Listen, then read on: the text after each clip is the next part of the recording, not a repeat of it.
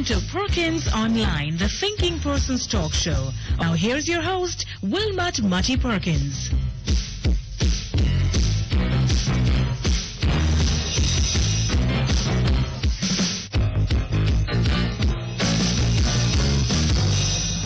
Morning, everybody. Morning, and welcome once again to Perkins Online.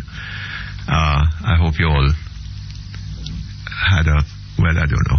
Every time I say that, I have to take it back because I know that there are all these horrible murders and other crimes occurring in the country, and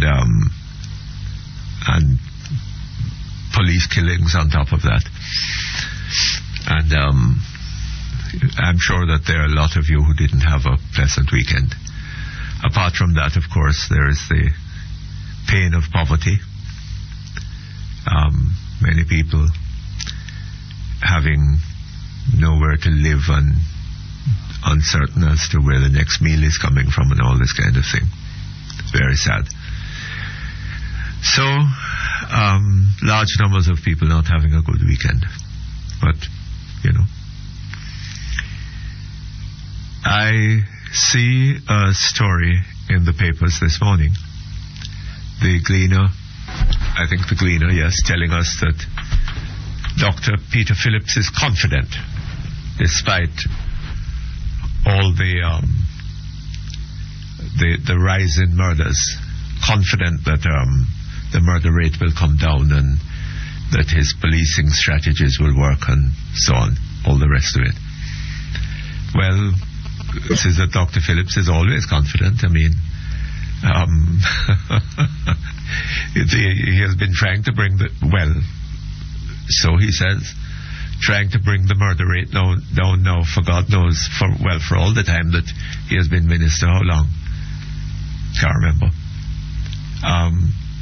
But it has showed no real sign of coming down.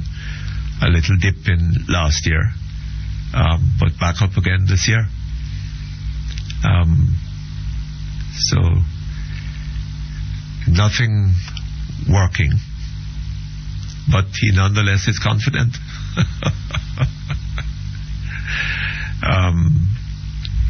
It's must be a very painful sound coming to the ears of persons who have lost their loved ones. And talking about the violence, a lady who is the campaign manager, I gather, in one of the St. Elizabeth constituencies. She's a PNP, belongs to the People's National Party. She was attacked and, as I understand it, severely wounded by a man with an ice pick.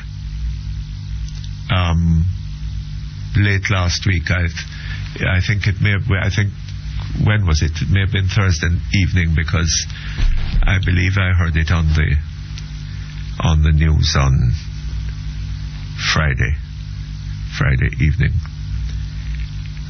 Curiously, on Radio Jamaica, but not on TVJ, and on CVM. And in that, her party candidate, what's his name? Slipped me for the moment. Party candidate said that it was clearly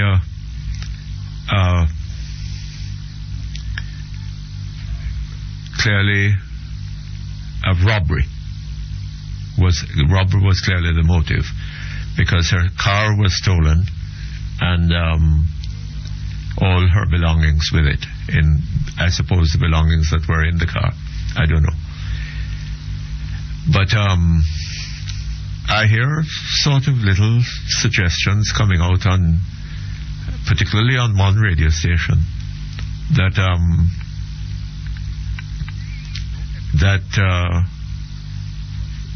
there may have been political motivation. No evidence of it, but a fair amount of speculation about it. Now, we live in a country in which that kind of violence is not uncommon. They rob lawyers and doctors and teachers and masons and carpenters and all kinds of people, right? Now and when they rob all these people, it's robbery on the evidence, on that kind of evidence that is available in relation to this particular offense. Up to now, it's robbery. Now, you rob somebody who is involved in politics in the same way, and on the same evidence, people find it appropriate or find it in their own interest, I suppose, to promote the idea of it being political. Anyway, that's how it is, I suppose. Politicians are less concerned with truth than they are with self-interest.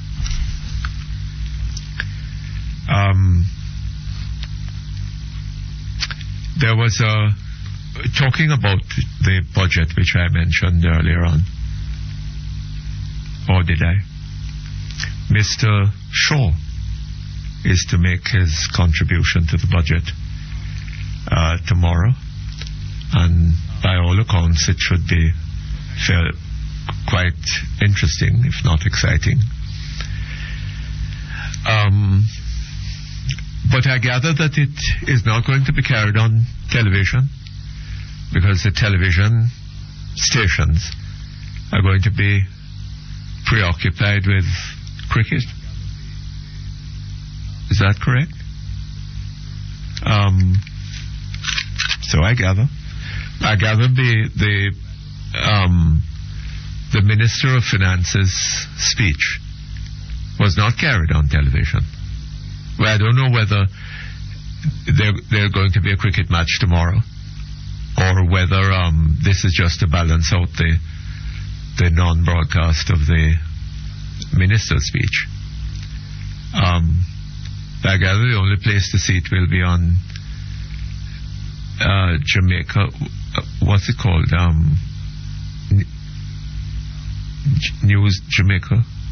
Jamaica News Network. Yes, they're carrying it, so I'm told. But it's not readily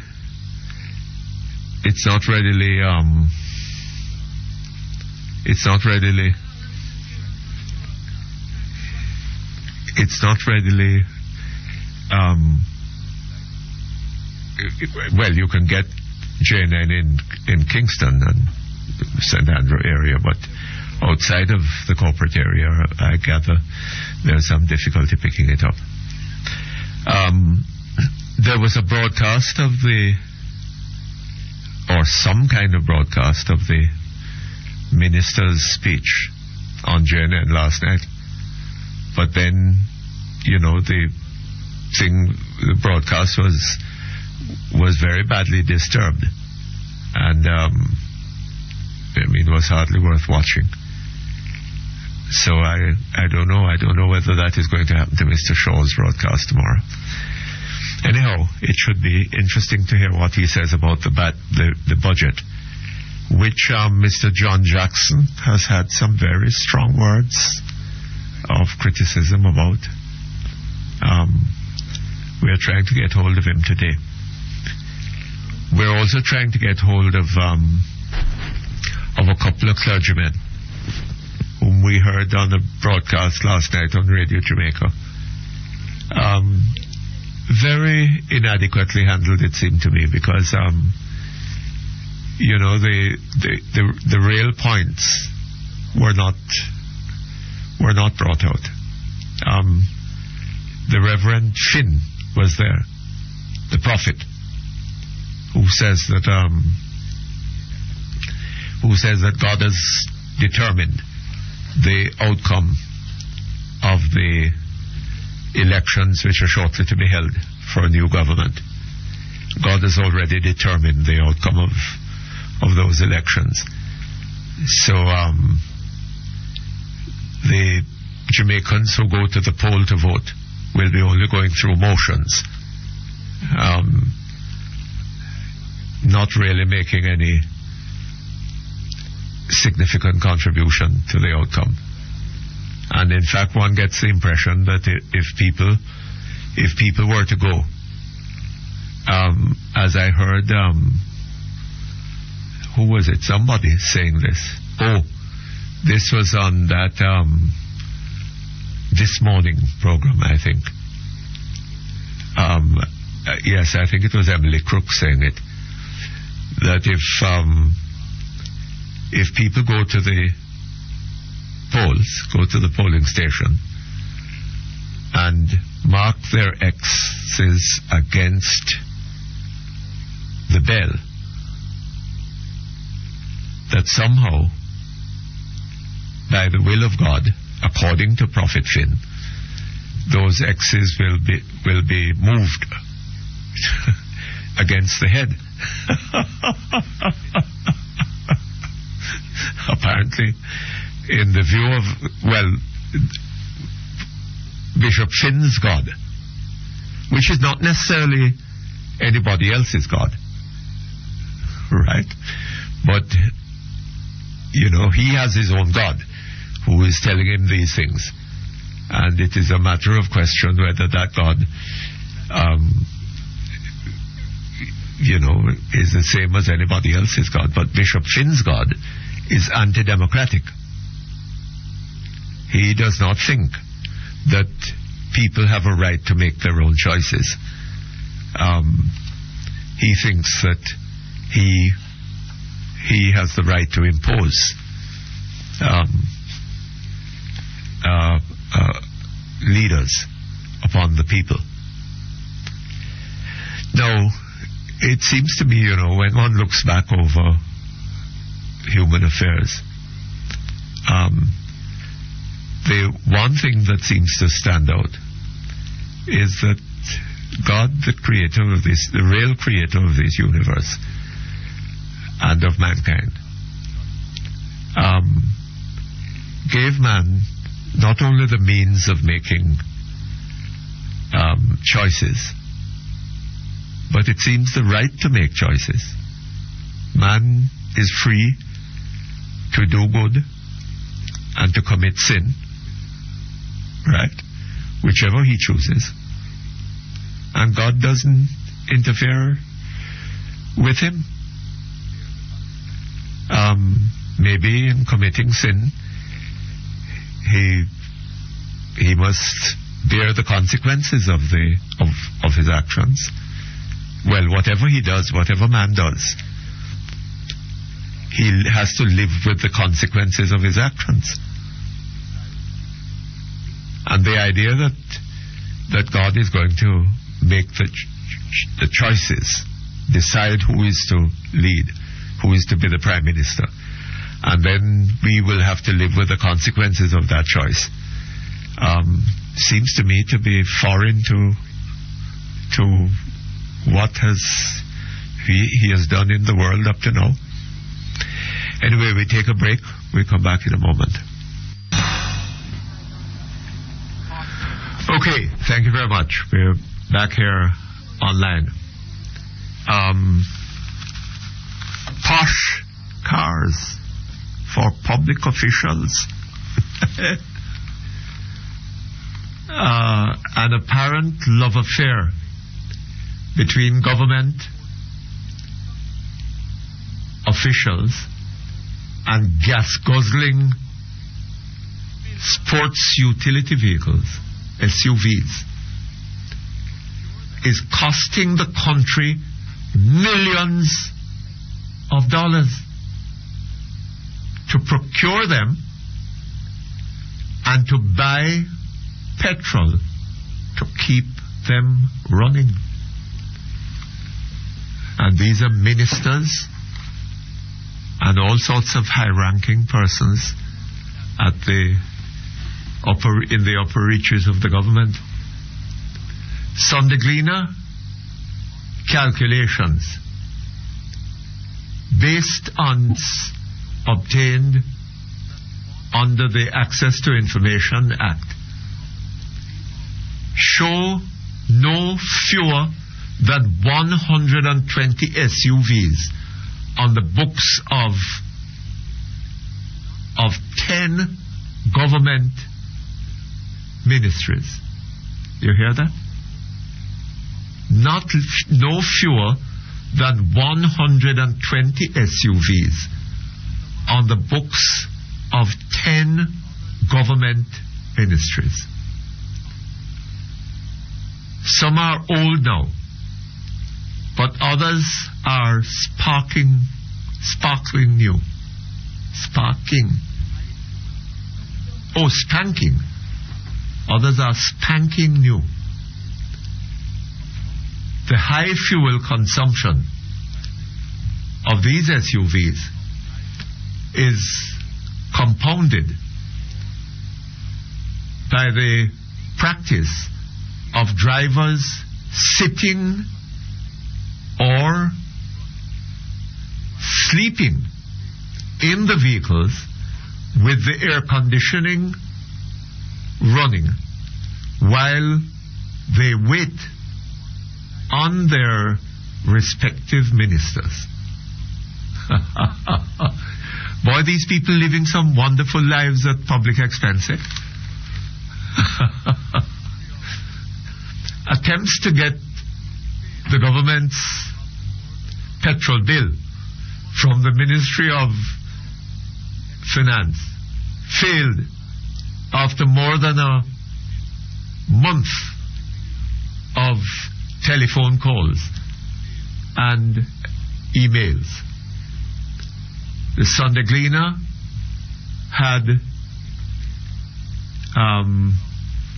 initially sought the information from Manufacturers Credit and Information Services Limited. The company contracted by government to supply advance cards to its ministries and agencies for the purchase of petrol and other such supplies. However, the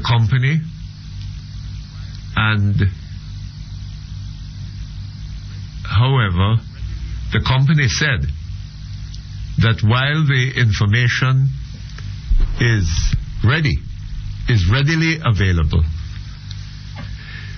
they needed approval from the Ministry of Finance to send it to the Sunday Gleaner. And so on, it goes on. Fascinating story, full of information. Various ministers and, I gather the Prime Minister doesn't have an SUV. She has what's it called? Can't remember now. But there's another story about the Bank of Jamaica. Boy, they love SUVs down there too. Ask yourself this, and bear in mind, and this was not mentioned in the stories yesterday, that to buy these SUVs for ministers and high officials and to maintain them, which costs, as I understand it, a substantial sum of money, and in total, and to provide fuel for them, right? The government of Jamaica, the ministry, through the Ministry of Finance, has to borrow money. This is being funded by debt. The purchase of the vehicles, the maintenance of the vehicles, and the provision of fuel for the vehicles, enough to allow the drivers to keep the air conditioning running and to sleep in cool comfort while and keeping the car cool, you see, so that when the minister comes back into the car, it hasn't got to be cooled down again. I mean, it's there cool, and all this is paid for by debt. Because remember, the government's revenues are insufficient to service the debt. More money has to be, it is all consumed servicing the debt. More money has to be added to it to complete the servicing of the debt. And then the government has to borrow money to fix a pothole and to pay a civil servant and a teacher and the minister and the prime minister, and to provide for their cars and so on, their general comfort. Right? Isn't this great? What a wonderful country we live in. Where the people of Jamaica, the poor people of Jamaica, are putting up with that kind of thing. And what is it that is driving this? Is it just a contempt for the people? Does the government really think that in accumulating this debt, which is now running into, well, I think in fact it must be over $1 trillion, because it isn't all of the debt that is included in that sum just under $1,000 given by the under $1 trillion given by the Minister of Finance. Right? There's another story in the papers yesterday about the losses being incurred by a number of entities. Air Jamaica, which continues to bleed.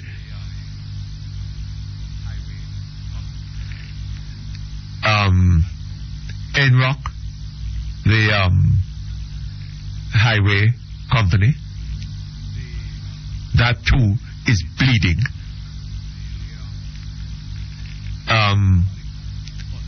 The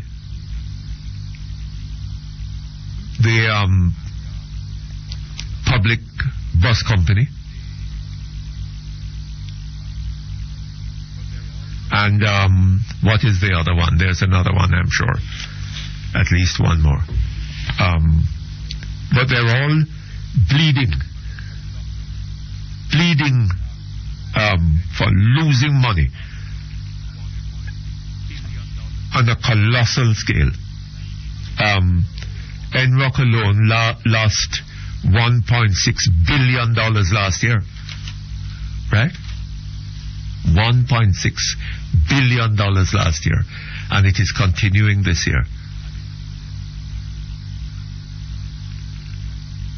And how is this to be financed?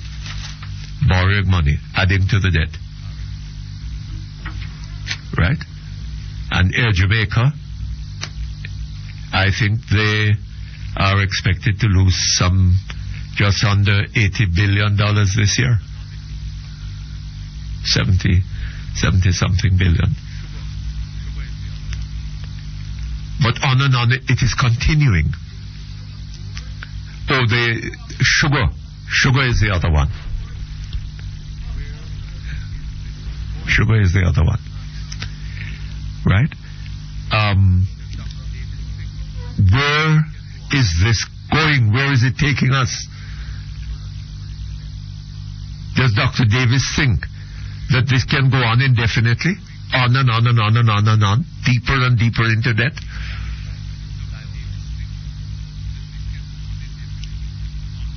What is it? What interest is being satisfied by all of this? I would like very much to know. And, somebody ought to, and I hope that Mr. Shaw will raise this issue in Parliament. What interest is being served by these carrying-ons?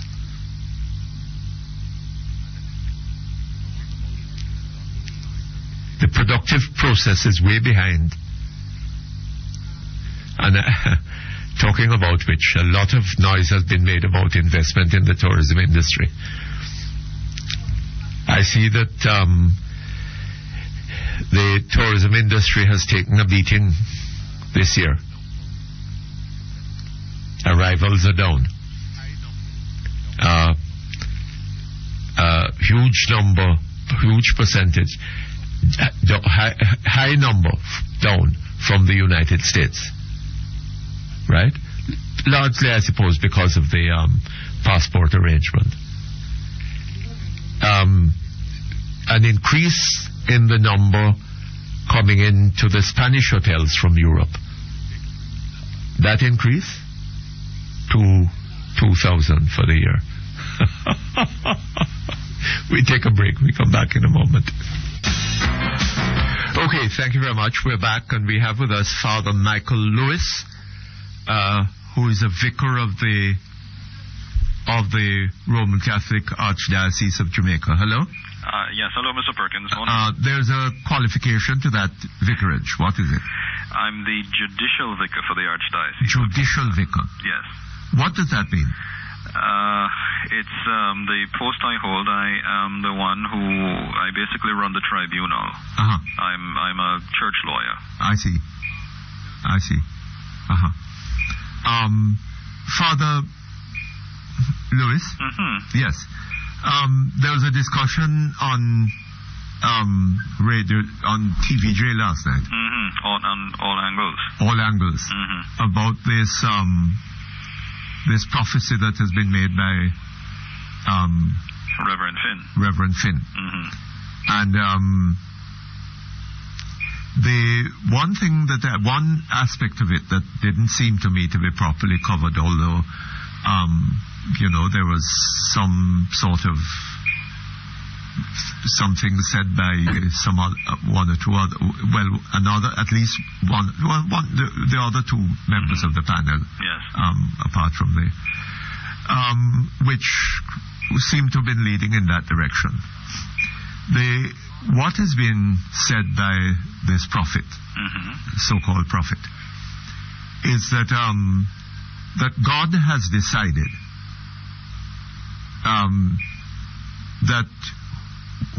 what the outcome of the next election is to be. Yes. Right? Yes. In other words, he has taken the decision out of the hands of the Jamaican people and, in effect, has abolished democracy in Jamaica. Mm-hmm. Am I right? Well, that could be one interpretation of it. What else is it?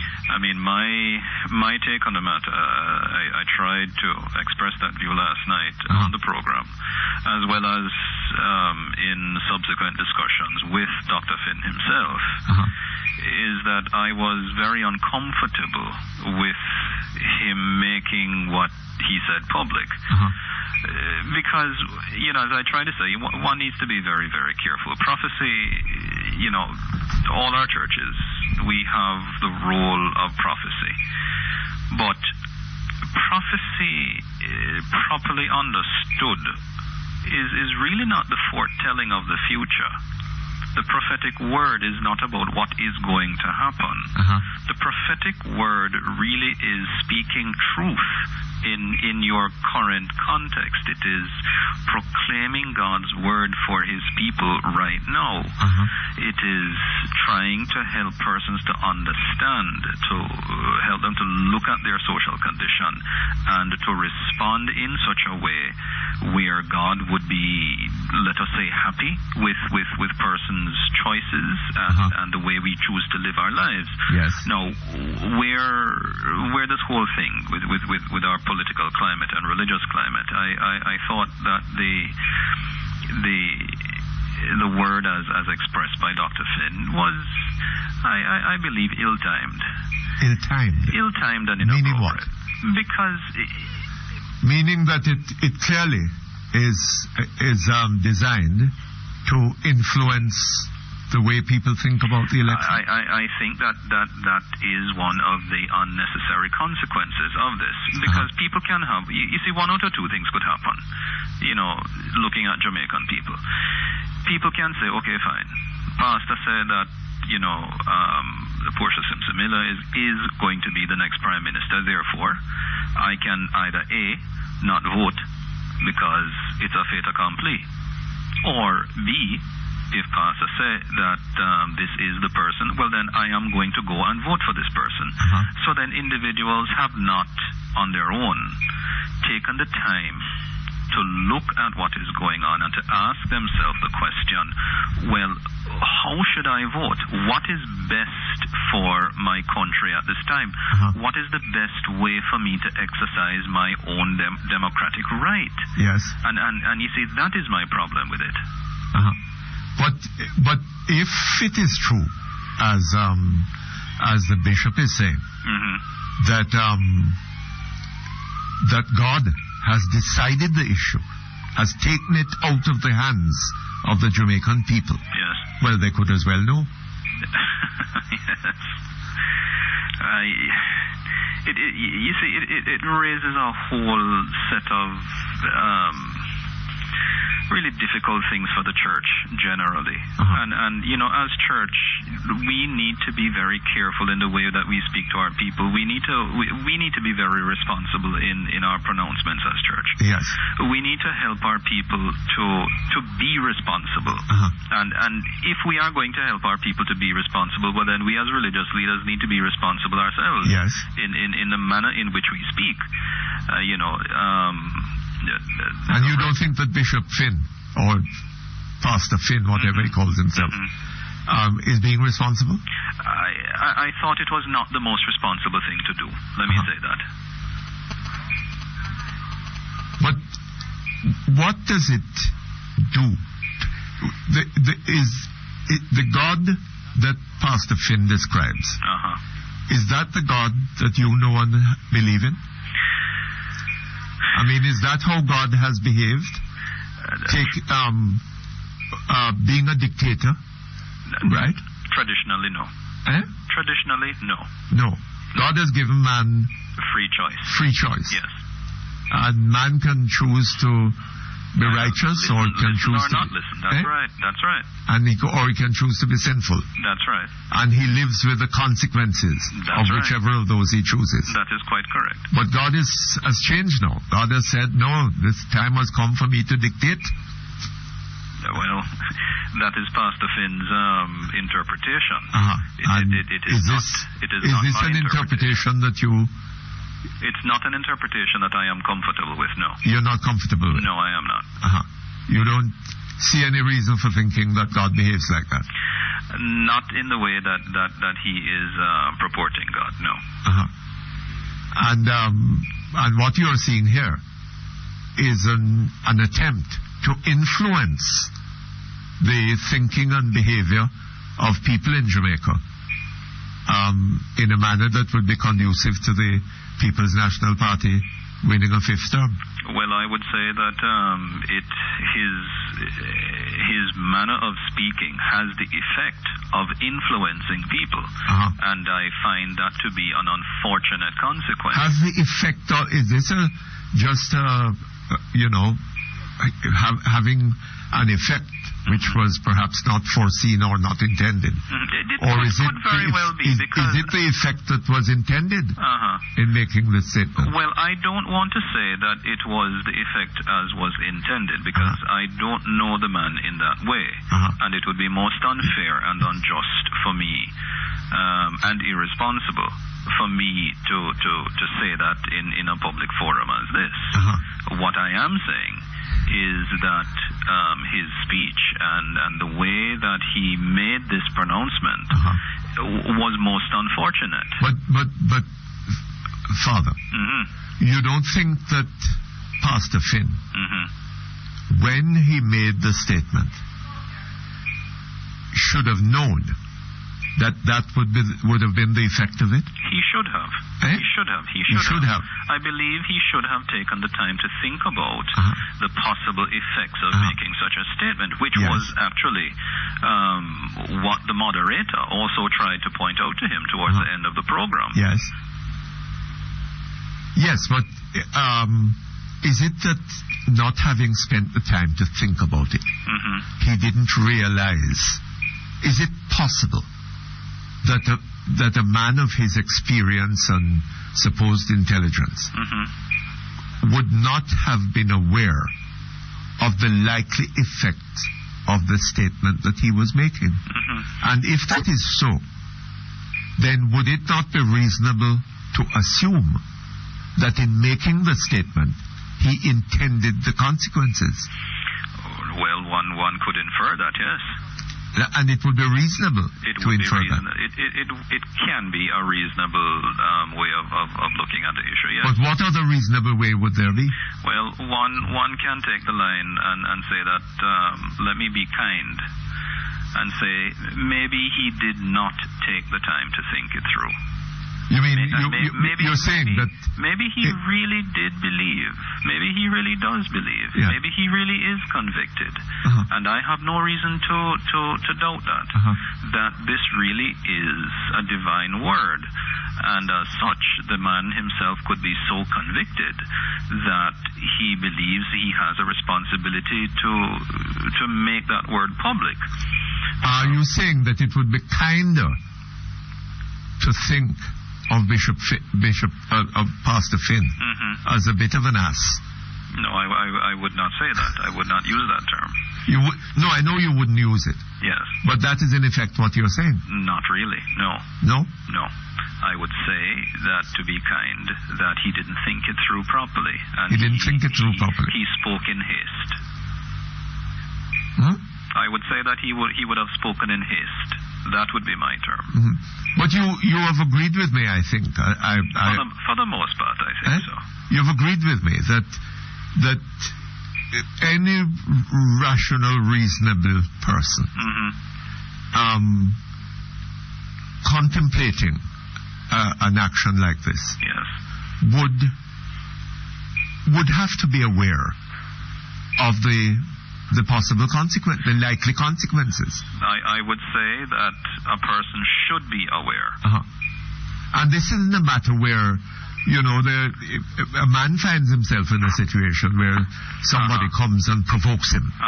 And at the spur of the moment, he does something which he subsequently regrets. Right? This is not something like that.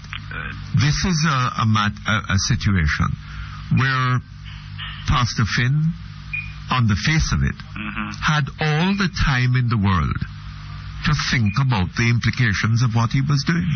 What he contemplated doing. Yes, well, on the surface, one could think that. But, truth be told, my brother, there are persons who do not think issues through all the time.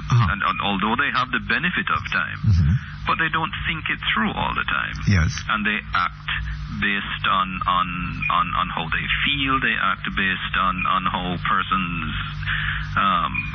guide them or inform them. Yes. Without thinking it through properly. May I ask you to hold on for a moment for me, please? Okay, thank you, Father Lewis. We're back with you. Now, Father, I strongly sympathize with your position. You clearly have no wish to be judgmental, right? Yes. And that is what is guiding your responses.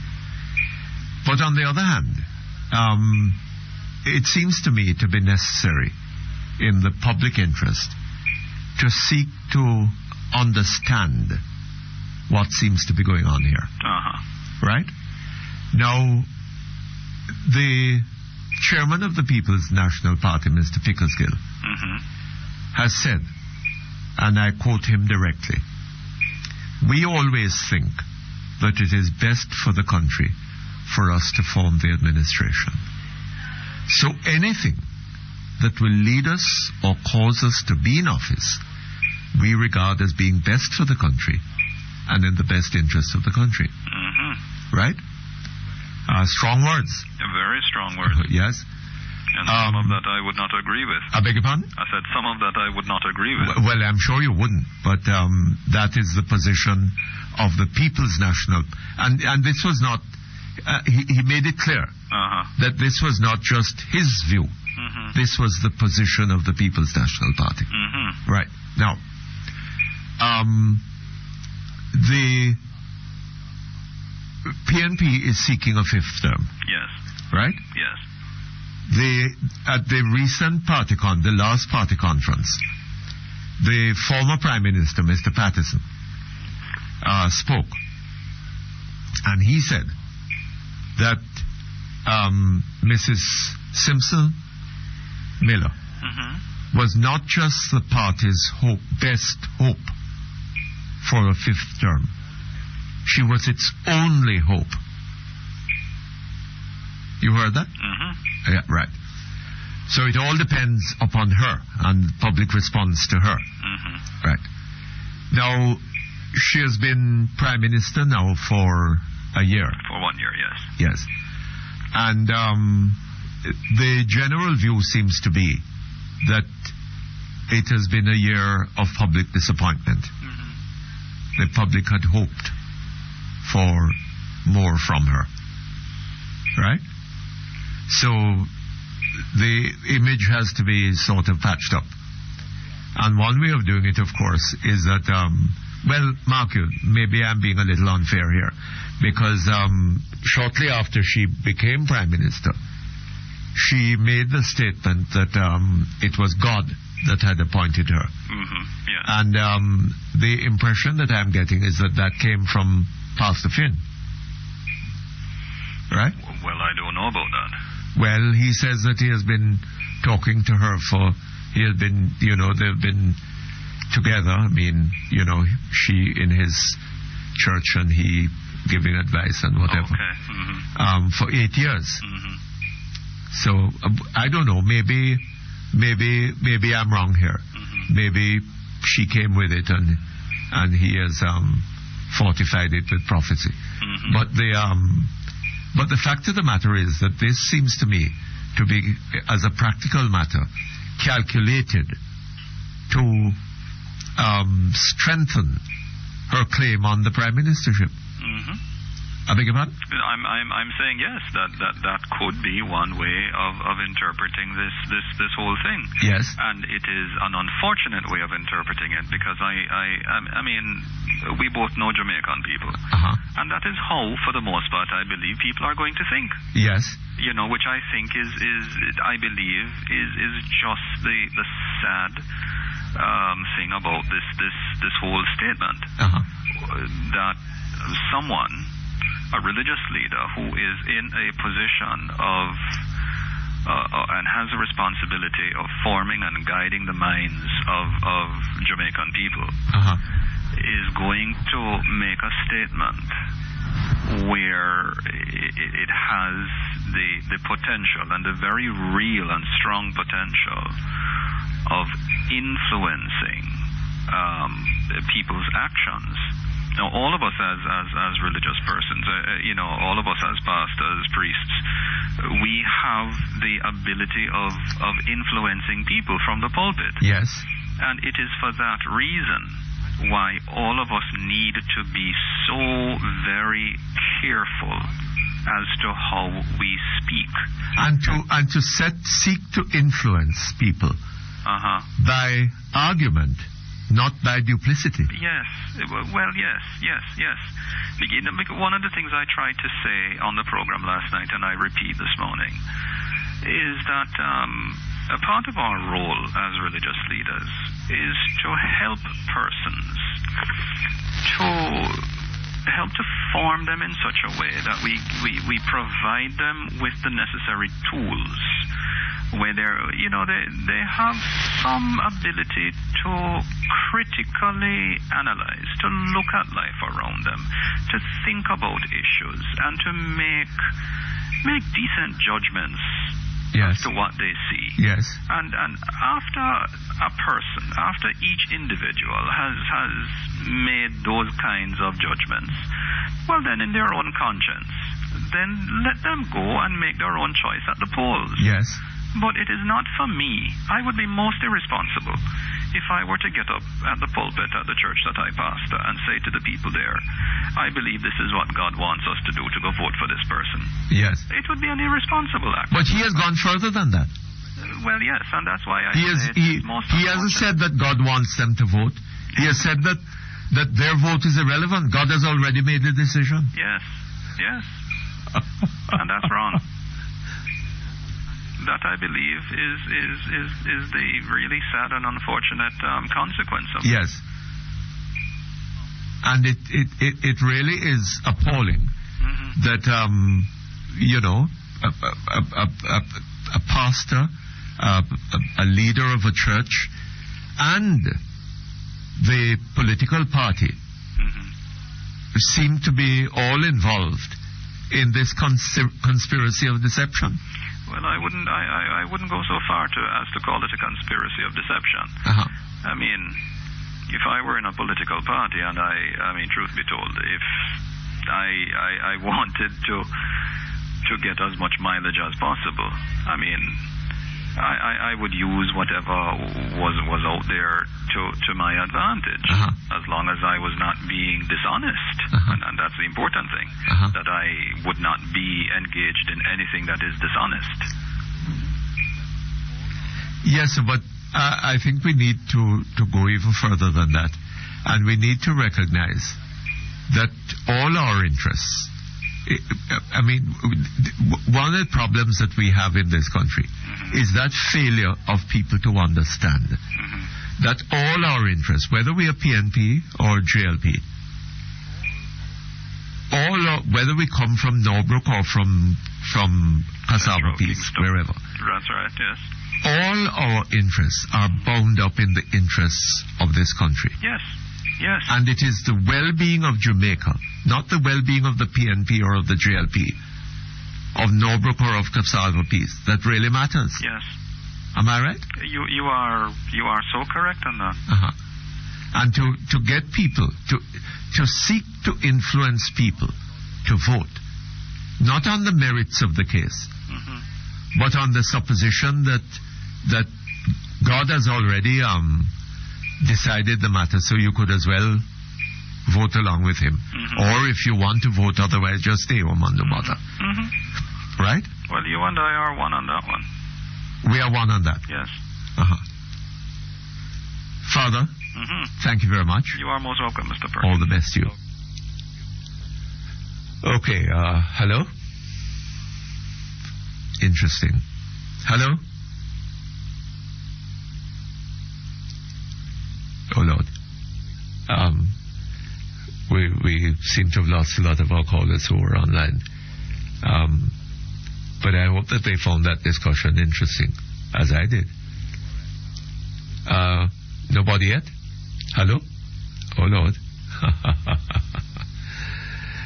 All right, we're coming up. Well, the break is some distance away. We have another 10 minutes to it. After that, we hope to have with us Mr. John Jackson, who has had some very strong words to say on the matter of the budget. Okay, hello? Hello? Yes, good morning, sir. Morning, Mr. Perkins. Yes. Yes, but it's Mr. Finn now. You're saying that he didn't recognize, think about what he's saying. He didn't what? Think about what you're saying before he said what he said. Who is saying that? Mr. Finn, Pastor Finn. Says that he didn't recognize what he was saying. No, I'm saying that he didn't recognize it. He didn't think about the implications of what he said. You think that is what happened? Yes. Basically, he's saying that You know, he didn't think about the implications. I've heard him say that. Well, I think he's defending his point strongly up to this point where he think he goes, where the other ministers think he goes wrong. But I think that, I think that one of the things that, on that discussion last night, they seemed not to, well, I don't know. But what the Reverend Mr. Finn is saying is that God has already decided the matter. Yeah. Right? Yeah. Now, you remember what Mr. Patterson said? That Sister P is not only the party's best hope, she's the only hope for the fifth term. Oh. Right? Yeah. Now, that hope has suffered some damage over the last year. Yes, that's true. Yes. But Pastor Finn is setting out, it seems to me, one of the implications of what he has done is that he is setting out to restore. Yes, some hope. That hope, not some hope. No. An impregnable hope. Because if God has decided the matter, yes, right? Yes. Then you're just going to have to live with that. Yes. Am I right? Yes. And call it a loss if I was looking the other way. And it seems to me that, as I heard somebody saying on another program, that if 90% of the population go on mark X's in favor of the Labour Party, that by the time those votes come to be counted, they will have been transformed into votes for the PNP. Yes, eventually, because it's God. Okay. Hold on just a moment. Okay, thank you very much. We're back here with you. Yes, Mr. P. Yes, you know. What I honestly think, Mr. Perkins, is that what I honestly think is Pastor Finn is properly instructed to do what he's doing. Well, because he can't see no other way. I don't know if he's instructed, but it seems to me on the face of it that I think that Mr. Pickersgill would be very happy. And the party, Mr. Pickersgill says this is the position of the party. Anything that will lead us or cause us to be in office, we regard as being best for the party, best for the country, and in the best interest of the country. No matter what it takes, No matter what it is. I mean, that would seem to me to include murder. And false prophecy. And all right, then, Mr. Perkins. All right, sir. Thank you very much. All the best to you. Okay, hello? Hello? Hello, yes? Morning. Morning to you, Mom.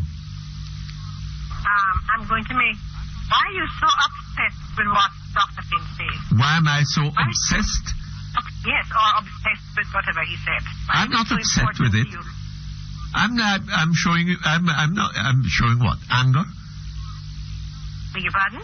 Am I exhibiting anger in relation to... I would call it anger, but seem to be in a state of something. Well, if you're upset, you tend towards anger, don't you? Well, whatever it is that you're feeling, you're going to feel. No, I'm not going by feeling at all. I'm going by reason. Right? I'm trying to understand. I'm trying to understand what it is that Dr. Finn said. What are the implications of it? And what was the intention in saying it? Well, you like to hear what I have to say about... I'm not concerned with what he said, but I'm telling you, whether you like it or not, if you're alive the day after the next election, your Prime Minister is going to be the present person who is acting, who's there, Mrs. Simpson Miller. She's not acting as Prime Minister. Hold on. First of all, you're wrong. She's not acting as Prime Minister now. That morning, she's Prime Minister. But to your dismay, so we'll wait and see. Time will tell, sir. Good morning. Thank you very much for calling. Okay, hello? Okay. We're hoping to have Mr. John Jackson with us in a moment. Talking about the budget, in connection with which he has some rather strong views. Hello? Hello? Mr. Jackson? Hi, sir. How are you? I'm fine. I see that you have some rather firebrand views on the subject of the budget. I do? Yeah, don't you? I do. I have some strong views, yes. I don't know about the firebrand.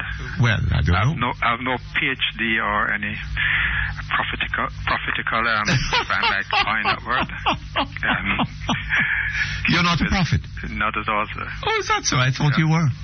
Not at all. Well, at least I don't have the powers to. I might be able to forecast the economy. I can't forecast. What are your problems with the budget? What are my problems with the budget? Uh-huh. I have a number of problems. The budget, and if I go back to what happened last fiscal year, the nation was told that the deficit was going to be 2.5% of gross domestic 2.5. Right. Yes. And we were presented with figures to suggest how we are going to achieve that. Yes. Objective. Towards the end of the fiscal year, we are presented with data to say that the government has busted up the budget by the tune of 15. By what? $15 billion. Yes. $15 billion is not small change. It's small change if you have the money. It is not small change if you don't have the money. Yes. There are no sanctions to be applied if we mess up.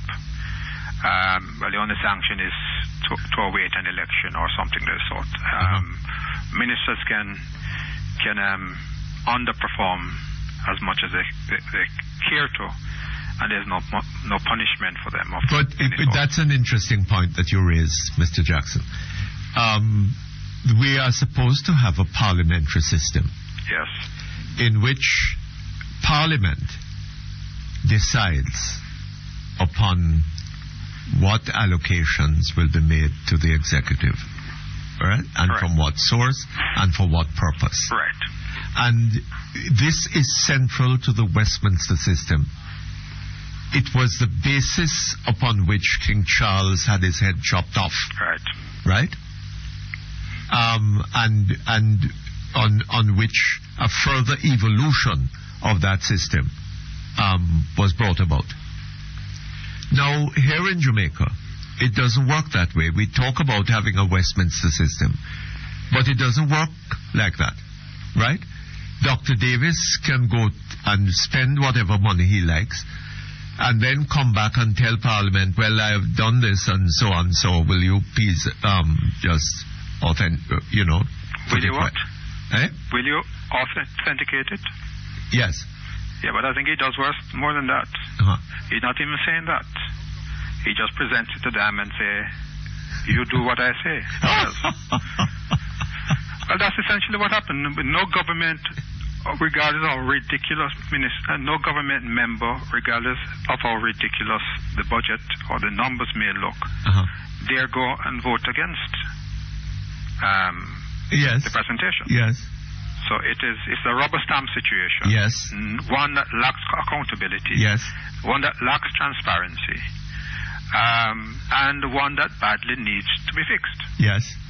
And so I start at that point to indicate, and I need to do a little bit of research, but I can't recall in any 1 year in recent times, certainly since the 2002 elections, that the government has said we are going to raise this amount in revenue, we're going to spend this amount, and I'm leaving the debt repayment side out of it, because Dr. Davis is trying to confuse the public by telling us that it's a small increase. It's not a small increase. The capital side has gone up from $20-odd billion to $40 billion. That is something like a $15 billion increase in capital expenditure, not including the debt repayment. What he has done is to spread the repayment of debt over a prolonged By period. capital side, you're referring to the non-revenue, the debt non-debt repayment. repayment Yes. aspect of the budget. Right. So the real budget is to be found not in the total $380 billion Yes. or thereabout, but something like $280 billion. $280 billion is an increase substantially over what it was for the previous fiscal year in terms of the budgeted estimate, and more. Wait, hold on. The $100 billion that you've removed. Yes, that's debt repayment. That's debt repayment. Principal amortization. Oh, the principal amortization. Right. So when you the interest payment. Yes. Of another $102 billion. Yes. Is included. So about $105 billion. $105 billion. Is included in the recurrent side. Yeah, on the recurrent side. Right. So when people like Lambert Brown talks about. So hold on. Yes. By the time all of that is through, what you have is about 100 and what is it? 180 billion, just under 180 billion. Yes. For other payroll, all other expenditures, hospitals and education, yes, etc., etc. Okay. Sorry. Plus, it includes capital expenditure, including the road repairs of all of that of 40. Yes, including all of that. So that you have a situation with your debt repayment into interest payment exceeds your payroll liabilities to payroll. Yes. So when people look at the overall budget and tell you that the budget is something like 2% ahead of last year, I see some ridiculous article in the Gleaner editorial talking about it has increased marginally. But you've got to remove the debt repayment to really assess what it is that we're looking at. What we do know is that last year the fiscal deficit was targeted at 2.5%. This year the fiscal deficit is going to be 4.5%. Vastly worse than what they had projected for last year. Yes. And what that tells us, that the whole matter of financial management, well, the combination of the overspending last year with the increased deficit this year of 4.5% of gross domestic product, is indicative of poor fiscal management of the country's affairs. Yes. Right? It is very, very clear. Because we have never, ever spent $30 billion in capital, not even $25 billion that was projected last year in capital expenditure in no year. In fact, except for last year, most of the other years we have spent less than $10 billion. So what's the big rush? The deficit this year is in the order of $35 billion. 35 billion times 12% is roughly $4 billion Jamaican dollars. Yes. So $4 billion additional will have to be found this year to finance, to satisfy creditors, for the government to lend additional money. And the minister is brave enough to say that he can't consider even increasing marginally the threshold that he has decided to postpone because he wants to take away tax-free benefit of gratuity. Hold on just a moment for me.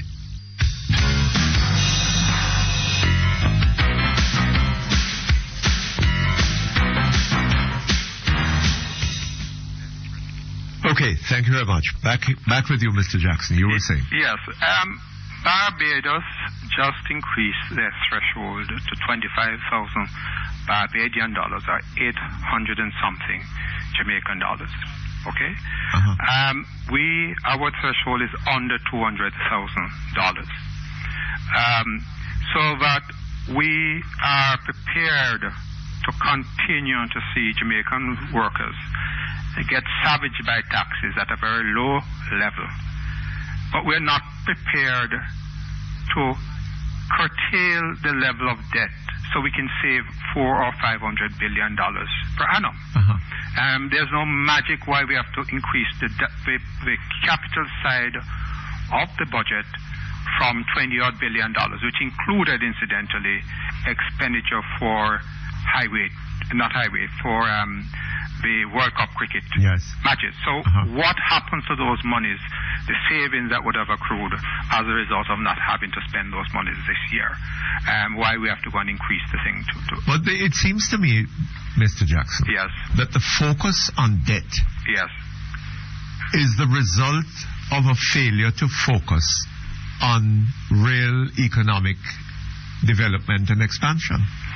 Yeah, but that I would suggest is an additional, and the minister tries to suggest that a part of the debt is incurred for developmental purposes. Well, I'm not aware of... Well, the road constructions and what have you. Yes. But I mean, the fact of the matter that you have to draw a line in the sand. If your interest cost, last year the interest cost was budgeted at $92 billion. This year is somewhere in the order of $105 or so billion. That's a huge increase. It's a hell of a lot of money.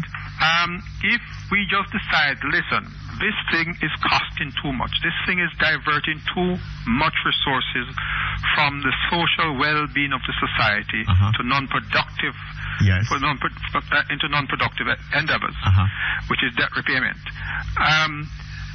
We just decide we're going to have zero deficit from day one, so that we don't increase the debt anymore. And thereafter, we make sure that we start to reduce it to manageable levels. Then you will save an enormous amount of money on an annual basis, and gradually the cost of servicing the debt will decline.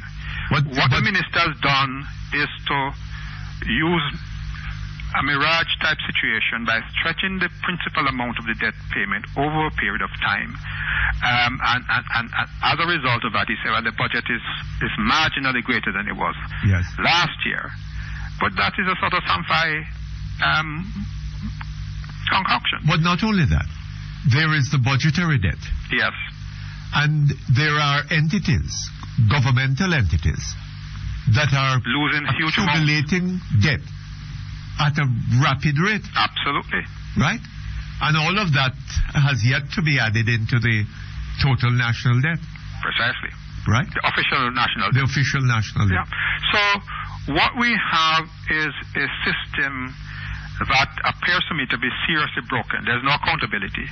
So even if we were to accept the numbers that the minister has presented to us, there's no guarantee whatsoever that at the end of the fiscal year, or just before the end of the fiscal year, we're not being told that, listen, we need another $5 or $10 billion to close the fiscal gap. 5 or 10?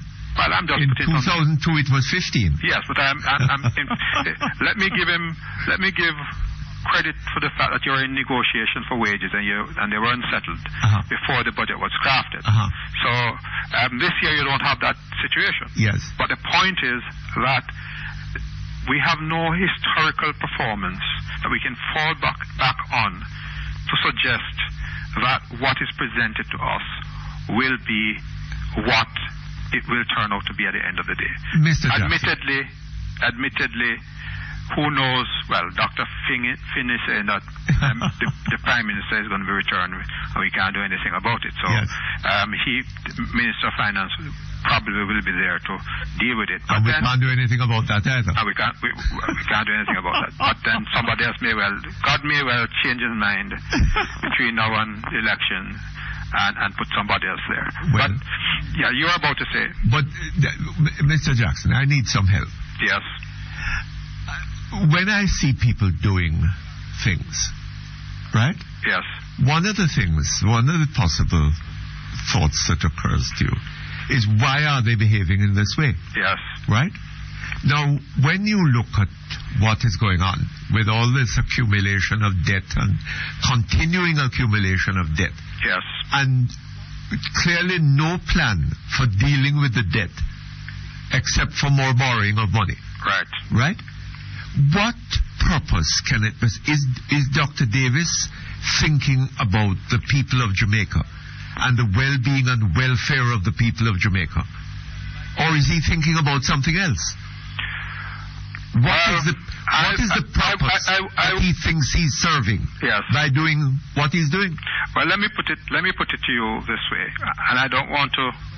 I think it's a little bit unfair to saddle Dr. Davis. Well, he's the Minister of Finance. I know he's the government. Minister of Finance. The government. Yeah, but so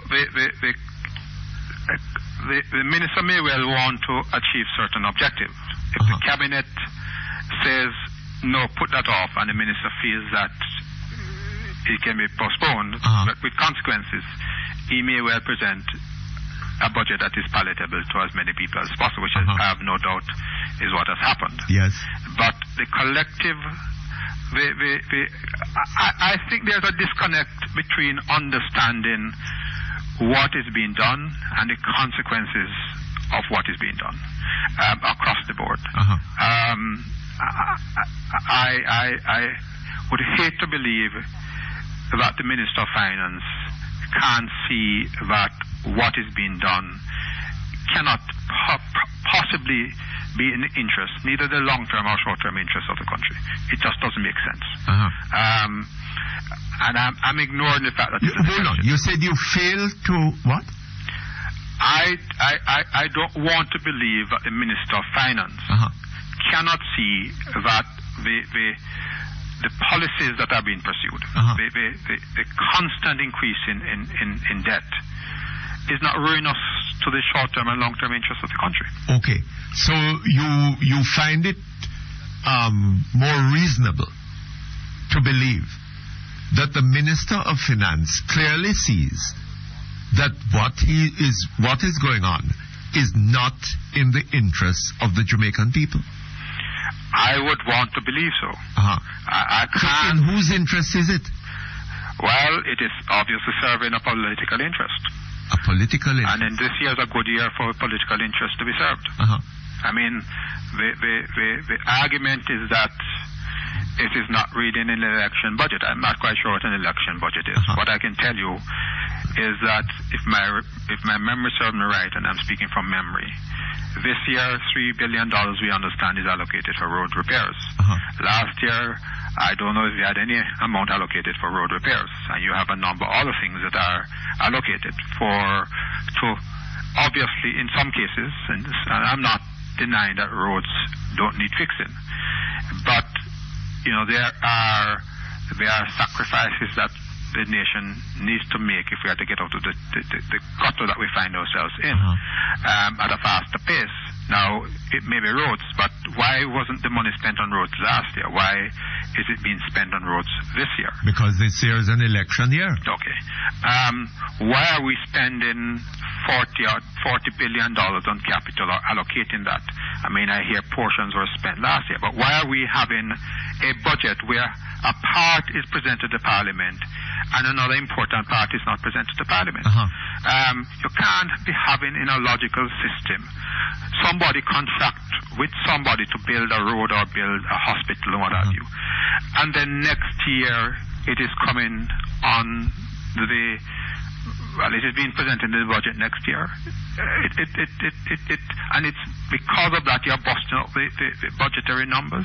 Well, Mr. Jackson, it doesn't make any sense to me. Mr. Jackson, you're saying that this is not serving the public interest. Right.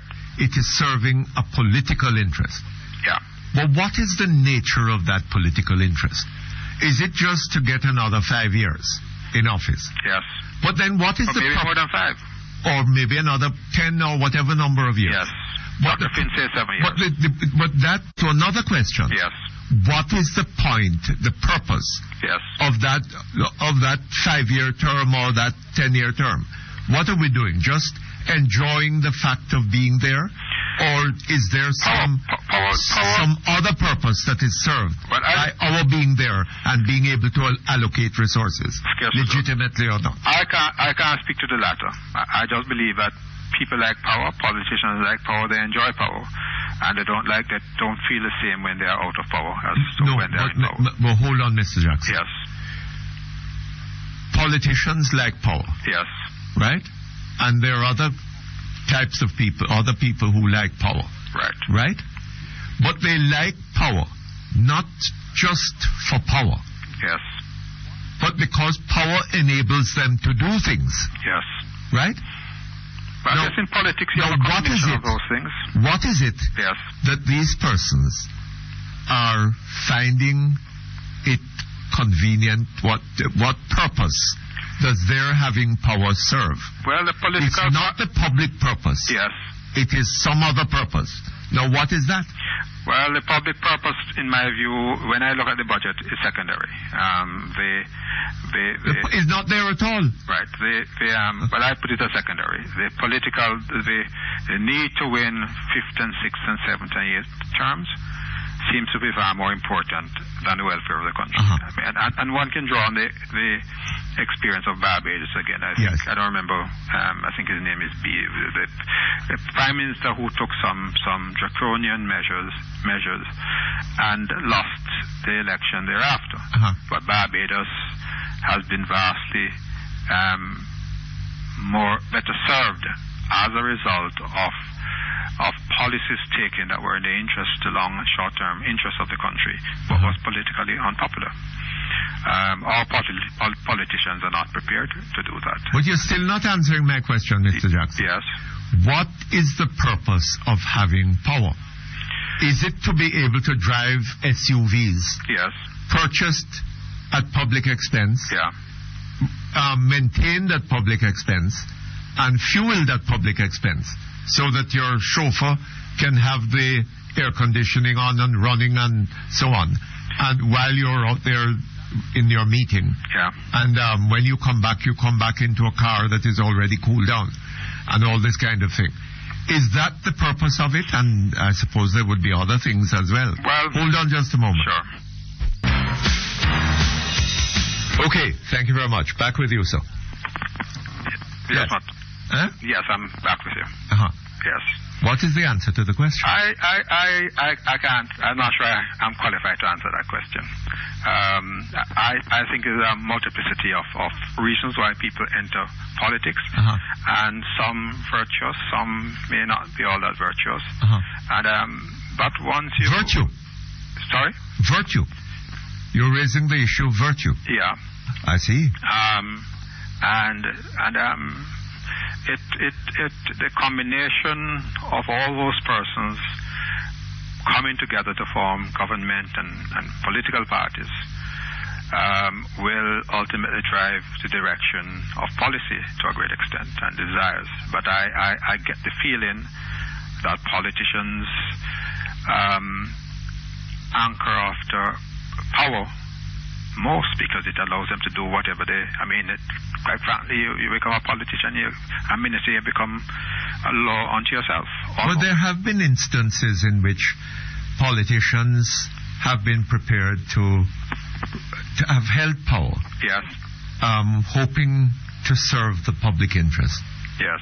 And having come to the conclusion that was no longer... They were no longer... able to serve that purpose effectively, have resigned. Yes. And allowed other people to... How many?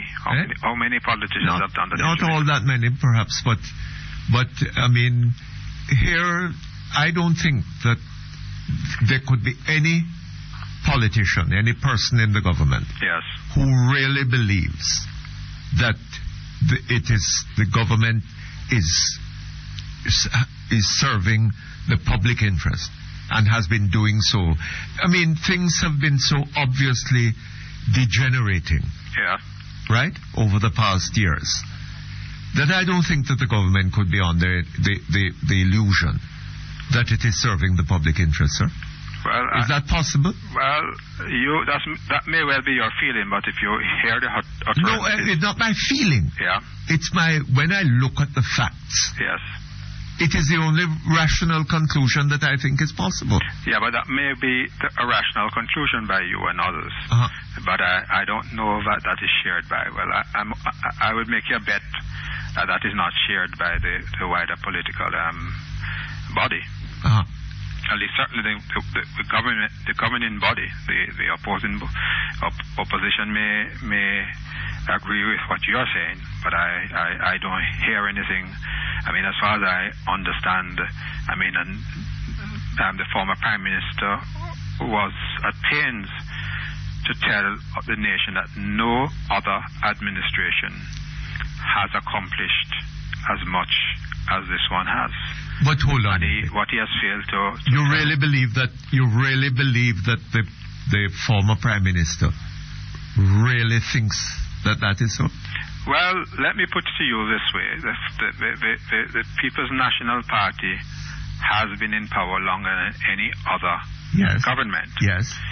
So it stands to reason that it is possible that they, over a period of time, may have done more than any other administration. Have done more? Yeah. But more have better served the public interest? Well, let me finish, right? If I have to run from here to Montego Bay and I take 1 year to complete that journey, it is not the same as somebody who runs from here to Montego Bay in 2 days. The productivity, because he can run in 2 days and go and do other things, while all I'm doing is running from here to Montego Bay and do nothing else. So the quality of that which has been produced is important in determining whether one government has done better than another. Even if both of them have built, say, 10 schools. Let's say 10 schools in the period of time. If somebody has built 10 schools over 17 years and one has built 10 schools over 8 or 9 years, then it stands to reason on the surface that the person was built, assuming all schools are the same size and the same quality, then the one who has done 10 in less time has done a better job. But building schools is not a purpose in and of itself. No, building I understand that, but I'm just using that as an example. Is a means to an end. Yeah, but right? I'm just indicating to you that while a particular government may do more quantitatively than another, there are other factors to be taken into consideration to determine whether... Yes, but there also has been more poverty. There's been more deterioration of the economy. Yes. There's been more crime. Yeah, but quantitatively, I don't know that even those areas that we have made headway in, that it is quantitatively better than any other regime. And, Mr. Jackson, there has evidently been more corruption. Well, it appears so, but one has to be a little bit careful sometimes. And the reason why I say that we now live in an era where information is far more accessible, and therefore we may be getting more information as to what is taking place than what might have happened in the past. I'm not saying that what we are faced with now is not vastly worse. It appears so. It appears so. To be vastly worse. To be vastly worse than what has happened in the past. But then maybe information wasn't readily available the way it is now. My vague recollection is that what happens in the past is that in early years of government, people keep the wrongdoings quiet because everybody was happy and glad that the government is in power. The new government is in power. And as the regime wears on, people start getting dissatisfied and start leaking information of wrongdoings. But you know, Mr. Jackson, there is more to it than that. Yes. Right? Under People's National Party administrations, yes, we had in 1978 Green Day. Yeah. We have had under this regime. That's the previous one. I beg your pardon? That's a previous PNP regime. A previous PNP regime. Yeah. We have had under this regime Agana Barrett. Yeah. Michael Gale. Yes. Janice Allen. Yes. Brayton. Prawl. Yes. Tivoli Gardens. Yeah. Right, etc. has there been since 1944 Yes. any other administration in the history of Jamaica that has presided over and I forgot the beating of Dr. Ford and of others before him, right? Has there been any other administration in the history of Jamaica that has presided over any similar atrocities? But no other administration has been in power for 17 years, so I don't know what is the yes, but just think about one atrocity. Yeah. Right? Well, under the Bustamante government, the Norman Manley government. We hear of the Rastafarians in Coral Gardens and. I think that there is more to that than has so far been made out. Yeah. Right?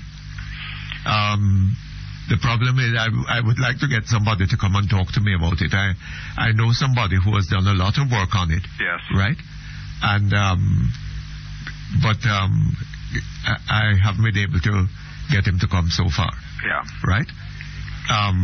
There's a lot more to that than has so far been spoken. But the reality remember, is... Yeah, the reality remember, is... 5 persons were murdered at the gas station. Yeah. Right? And remember, before that, there was talk about Rastafarian uprising. Yeah. Do you remember that? I remember. Okay. I don't remember all the full details, but I remember because the gas station was owned by somebody my father used to work for. Yes.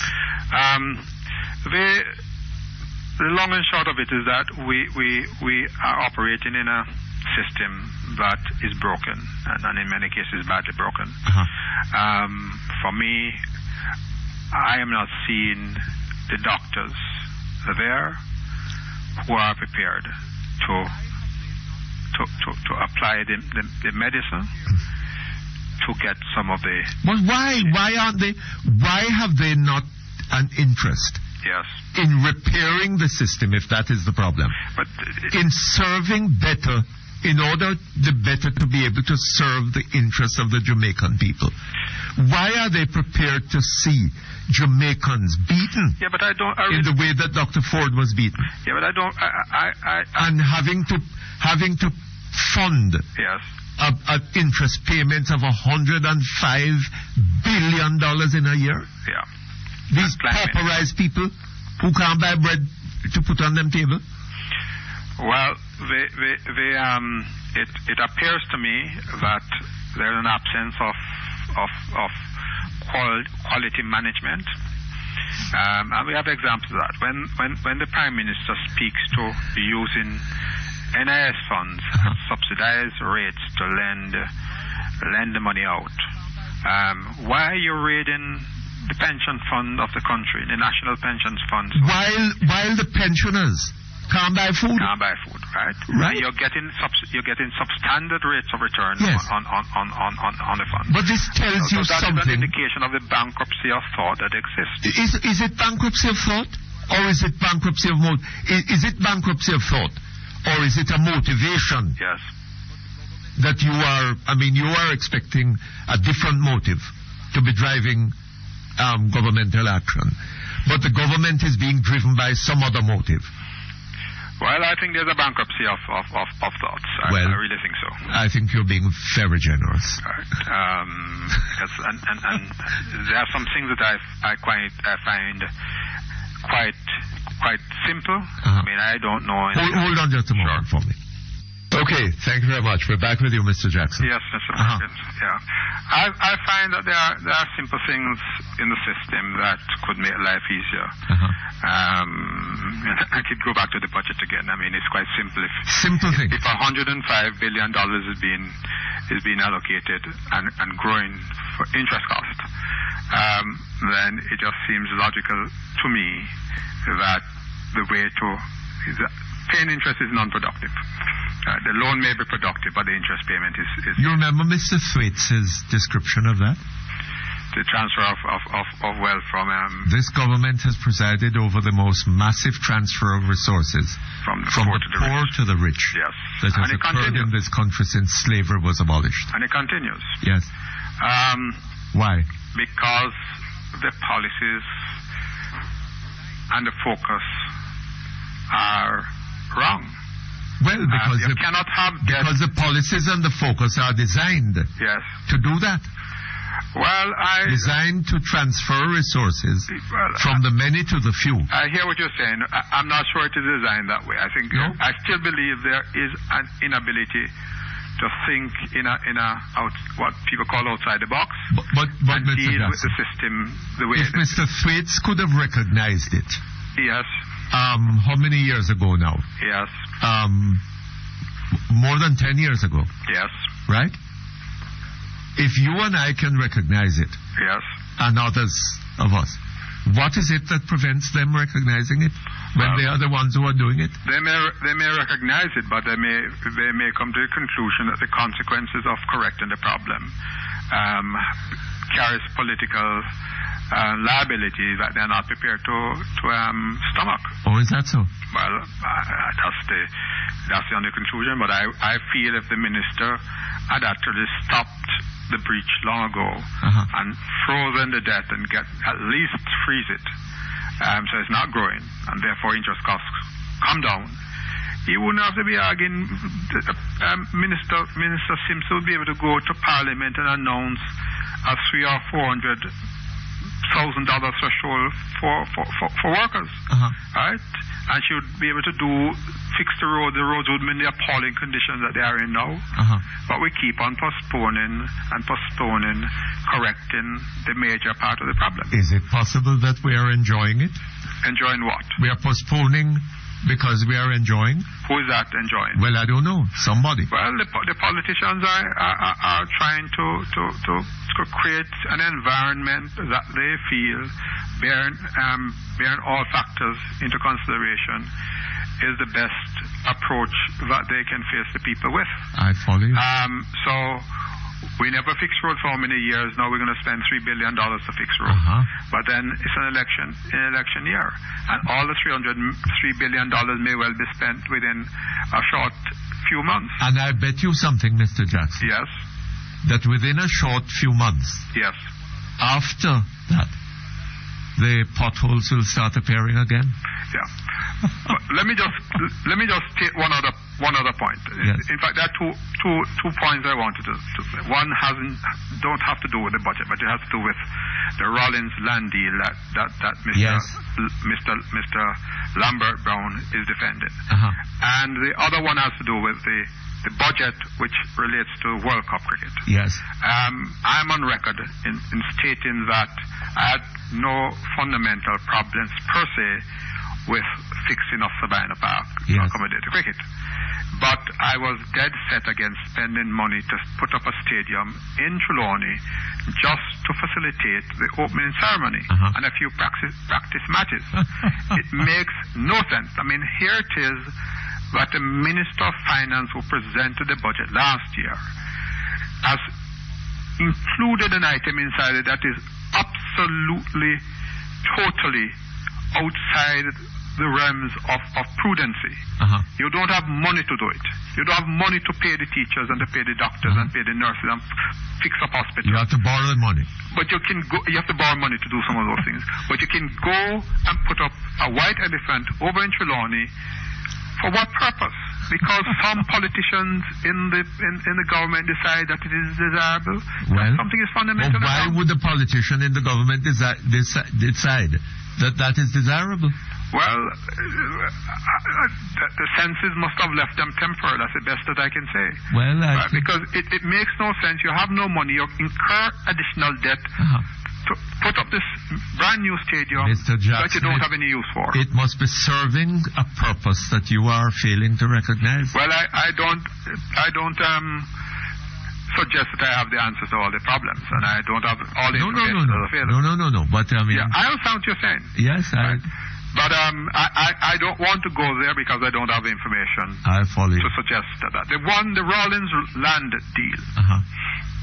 When when P.J. Patterson announced at a press conference to announce the Rollins land deal, to give back, I asked the question, why, at this conference, why wasn't it possible to allow Rollins to develop the land, and as he develops the land, you commit to transfer to him or to his company a portion of the land that he will require for development. Yes. And therefore you transfer at the time at the market value. And I think his response was he never thought about it. Right? He never thought about it. He never thought about it. Right? Or something to that effect.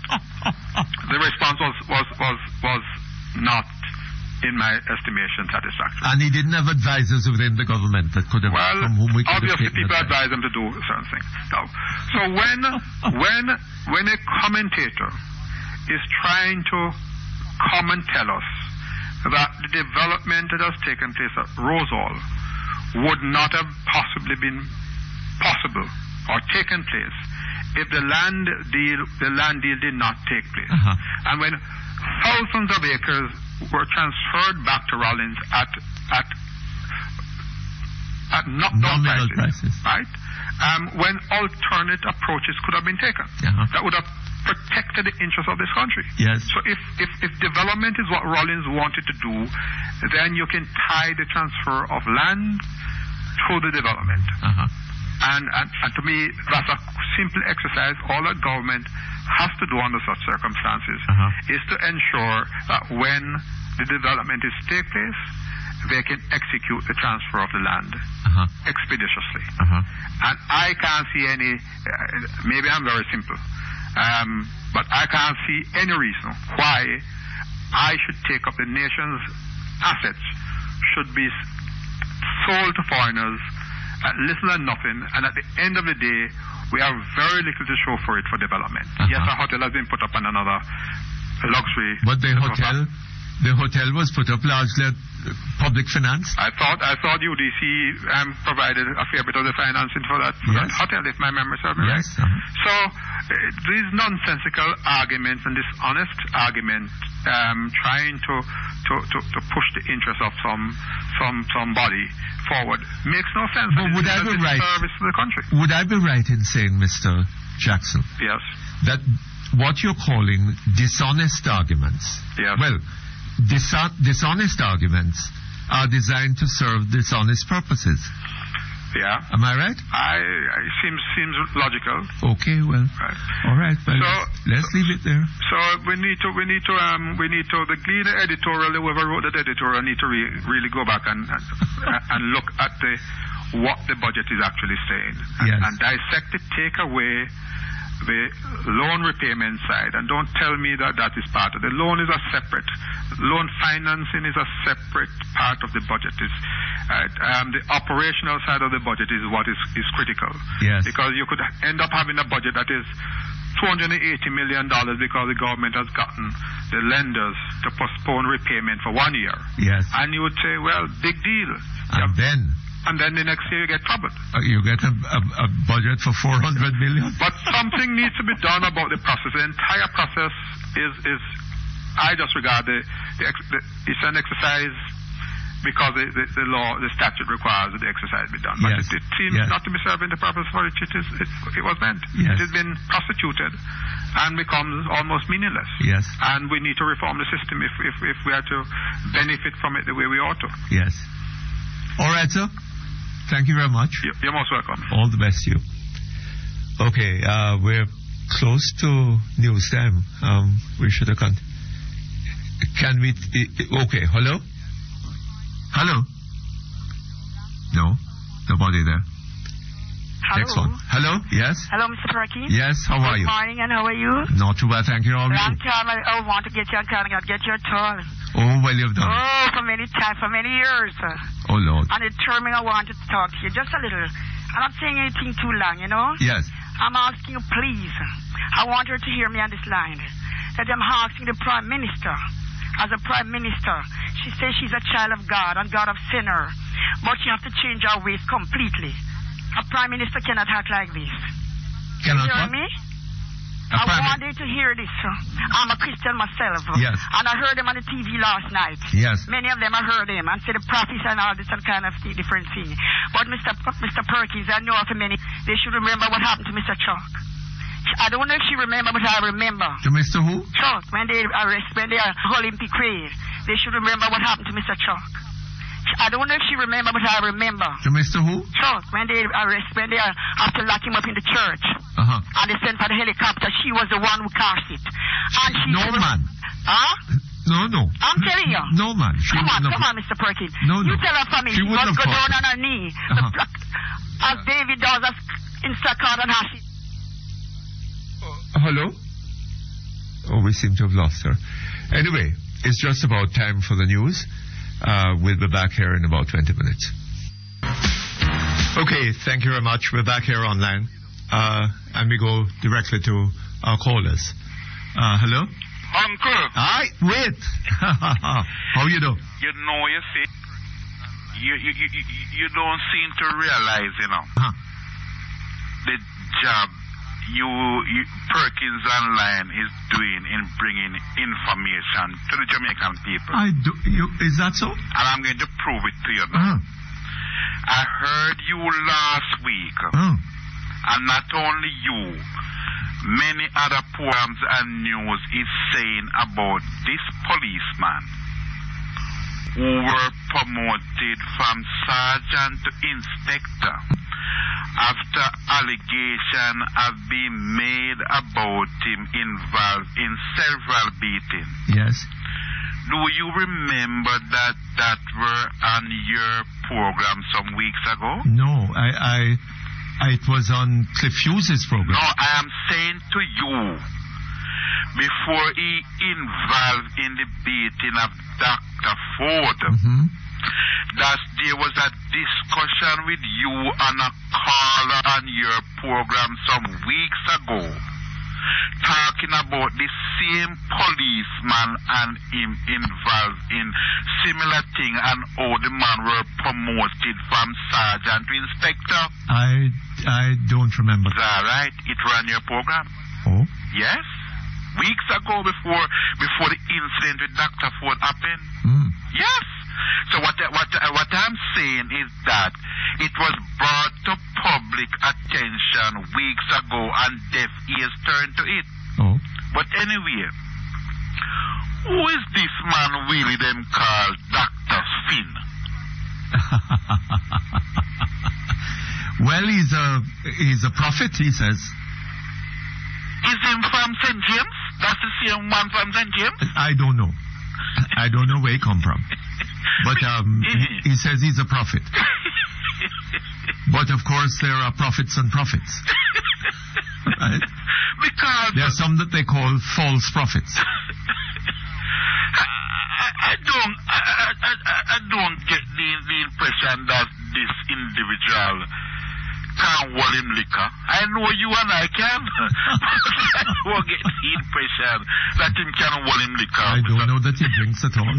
You understand? He's a holy man, you know. He may not indulge in such practices. I heard you make a valid point that when he said that his God tell him so, it does not really mean that it's the same God which the rest of us worship. Quite true. That's quite true. You understand? Because the impression he gives one is that his God does not believe in democracy. Yes. Yes, that's quite true. You understand me? They're different. Let me tell you something. So people all over the world believe in different gods, you know. They sometimes call him by the same name. Right. But the character of the god differs from sect to sect. And I was hearing there was a case tried in Iran recently, in which I think there were 5 persons. And I can't remember a number of persons. And they were charged in connection with the murder of 5 persons. 5 of 18 persons. Yes, sir. They had murdered 18 in all. But they're being tried for the murder of the 5. Their defense was that that they had killed these persons. Yes, sir. Because Islamic law, they say, permitted the death, the killing of persons who can't remember the exact thing, but who were, in breach of Islamic law, provided that you had warned them, some aspect of Islamic, provided that you had warned them twice. So if you think that the man is not serving the purposes or the not behaving in accordance with the rules of Islam, you can just murder him. Just warn him a couple of times and murder him.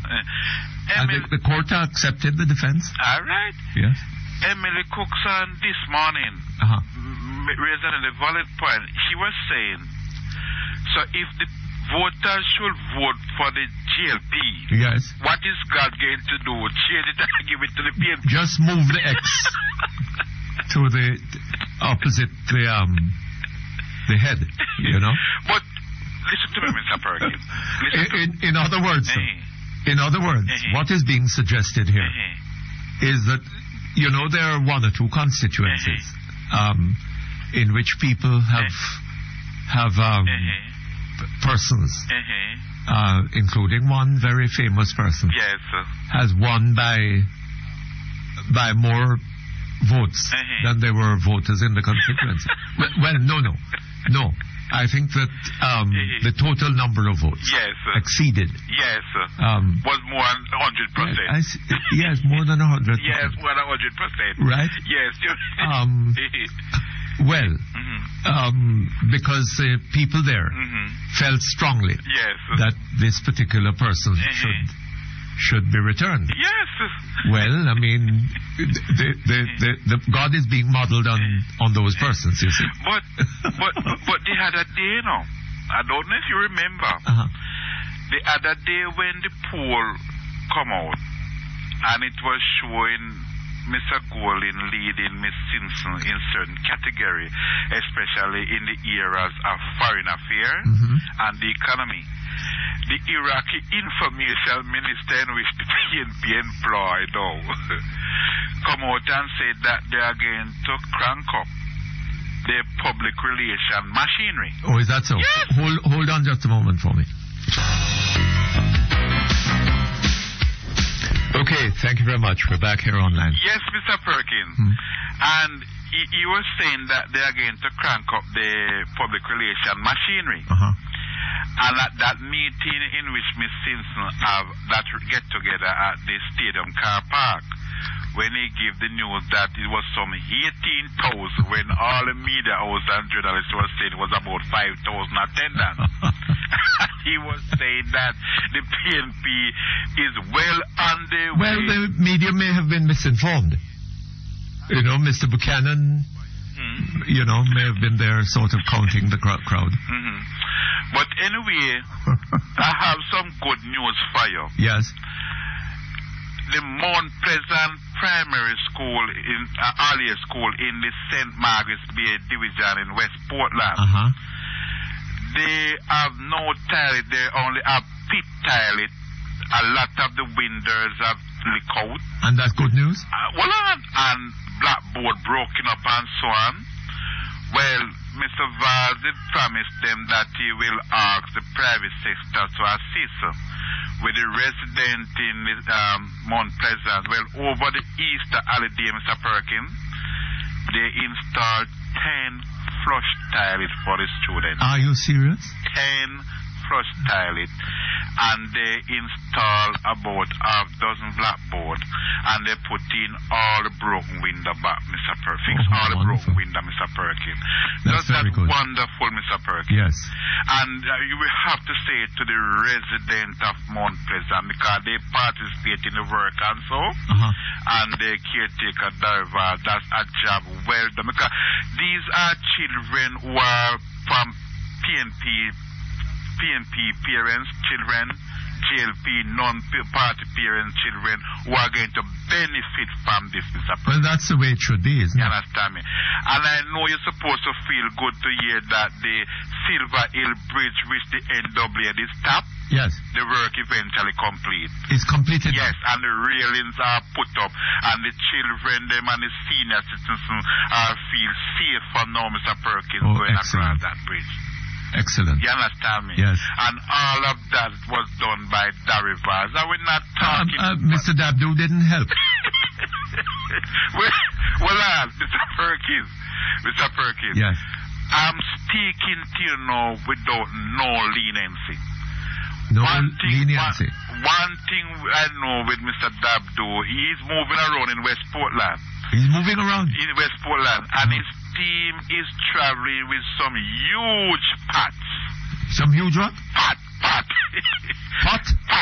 You would have to visit like the penitentiary and the parish town prison to see pot of those size. In other words, they cooks a lot of food when they travel around. Oh, is that so? You understand me?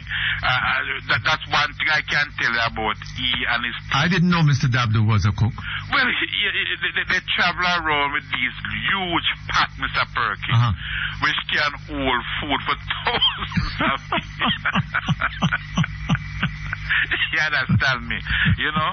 But what we need Mr. Dabdu to do, Mr. Perkins, yes, is join in with Mr. Vaz and to identify areas in West Portland. Because he himself, you know, you remember I talk about the bad road and the poor condition of the education system in Portland? Mr. Dabdu did? You remember he mentioned that when he were presenting to the people in West Portland. I see, all right. About the condition of the road and the education system and the living condition and so on. But he have done nothing to date to show that he is coming to assist. I see. You understand? Well, all right. I suppose he will shortly. When last have you been down to St. Mary?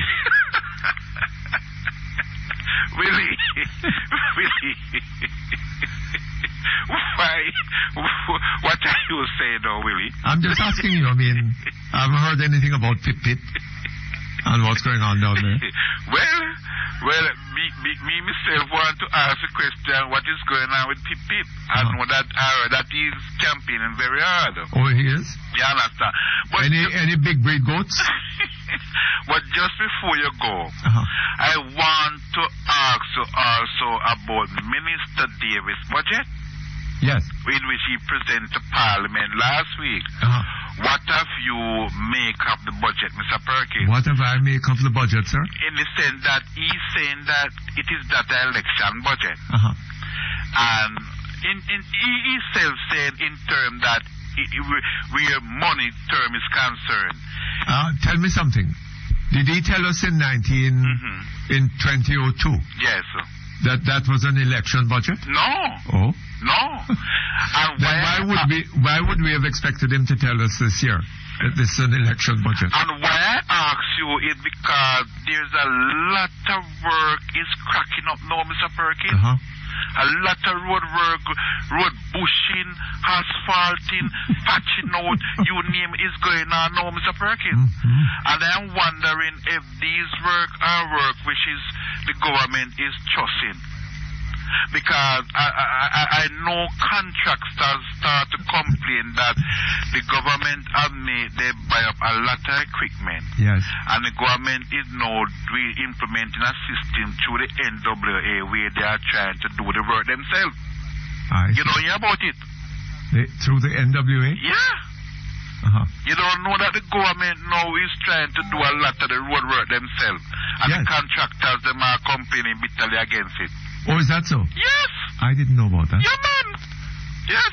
Your minister, Azan, the other day was saying that a road in which they do, contractor give them a bill for 40 million and they were here for do it with 9 million. No, I didn't hear that. Yes, man. You need to investigate it. Oh, yeah? They were contracting out a lot of the work for the past couple of years. And the contractors, they borrow a lot of money and buy up equipment and so on. Yes. But the NWA now is doing most of the work themselves now. And doing for 9 million, what he said, they get a bid in a 40 million. Oh? Yes. You understand me? And I have some friend, Mr. Perkins, is actually giving away their small hotel. Where you don't take two of them? You think I want to get into that? that? Don't even hear it on the news last night. I heard it on the news, yes. Where them say some... A number of them in the grill. He's giving away? Yes. You understand me? Well, I don't know about giving away, but they're trying to get rid of them. I have a friend now in Ochi who tell you that if they can get anybody to run it and even give them a $50,000 a month, they better off going to the bank with nothing. Because they're actually getting no visitors, Mr. Perkins. And the World Cup in which Mr. Franklin was saying that all the hotels on the coast have been full and you can't get a room. But not only that, so they were trying to get people to give bed and breakfast. Right. And the small hotels don't have any customers. Right. And nobody's in the hotel there, Mr. Perkins. I'm dead. I am serious. You and I have discussed it before, and you eventually hear that what I was saying at the time is true. That the small hotels, them are totally empty, Mr. Perkins.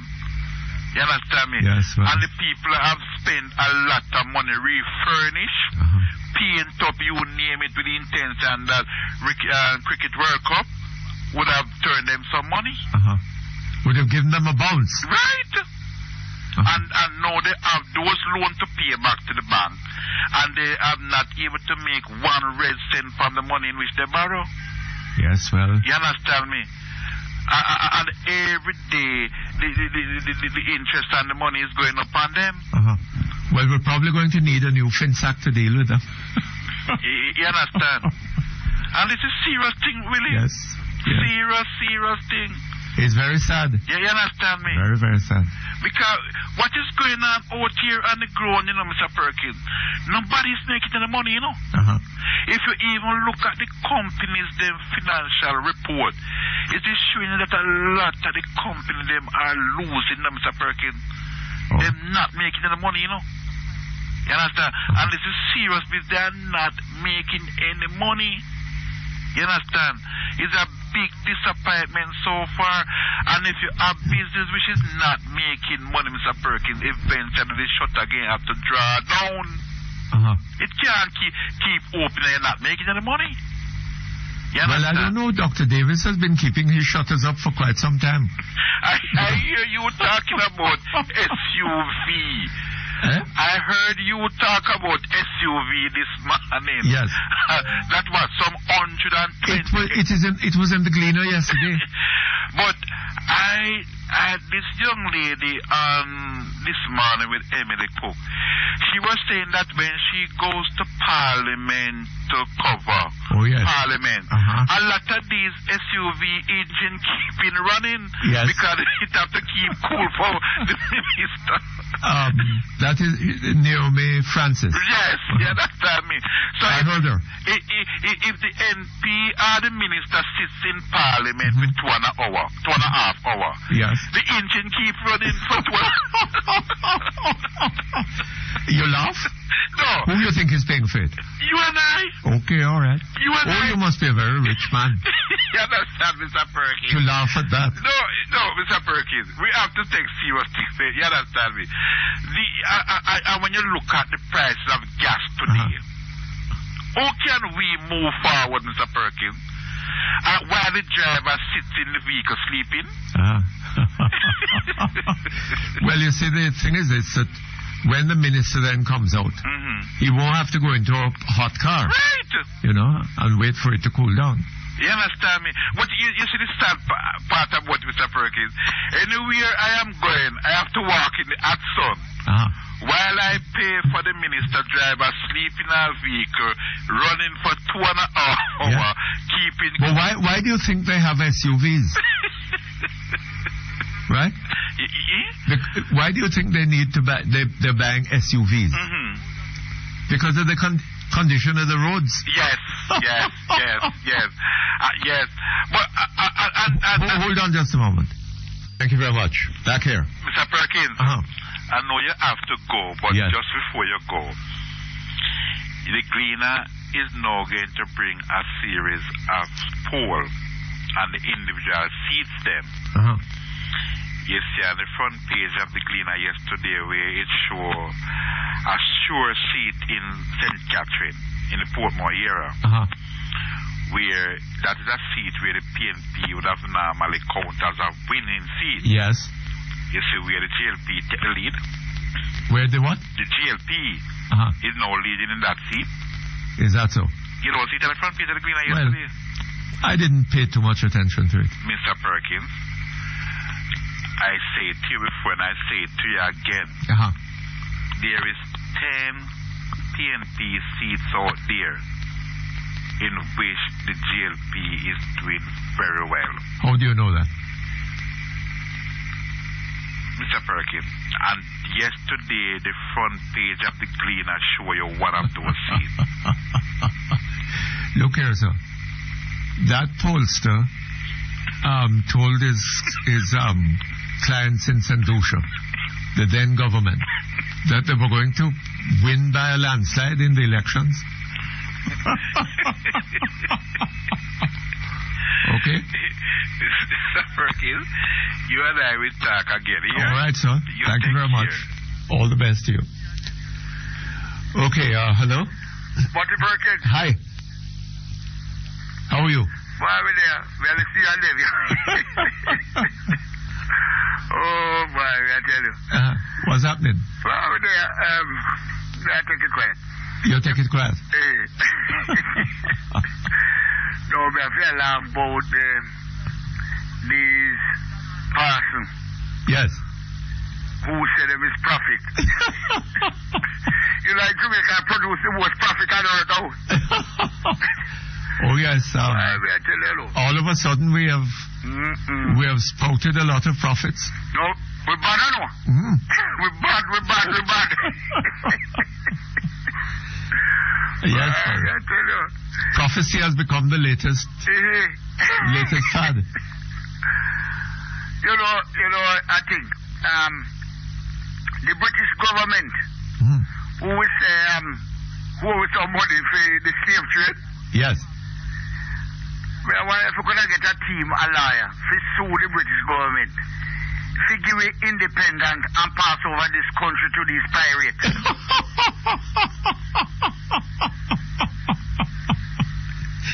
You think we could make a case? I'm one nine. Because when we get independent, our education system was way up, our health, our security. And even when we changed the dollar 69, the 3rd of September, our dollar was higher United States dollar. Yeah. So what goes wrong in... So was the Caymanian dollar. Exactly, Mr. Perkins. And the Caymanian dollar is still what it was. But and our dollar is gone through the floor. And we are telling you, it takes time. Look like you have to put on 3 foot on the window. Yes, it takes time. But you know, it is a very sad situation every time when they talk about the university. You know, and when I look on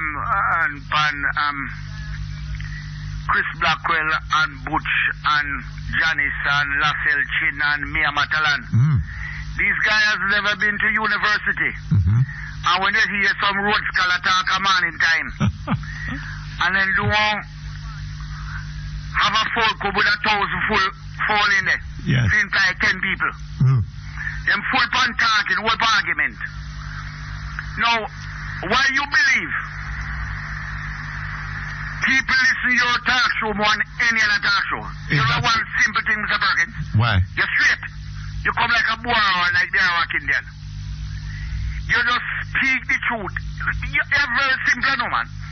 If you straight and talk to people truthfully, you know, they listen, you know.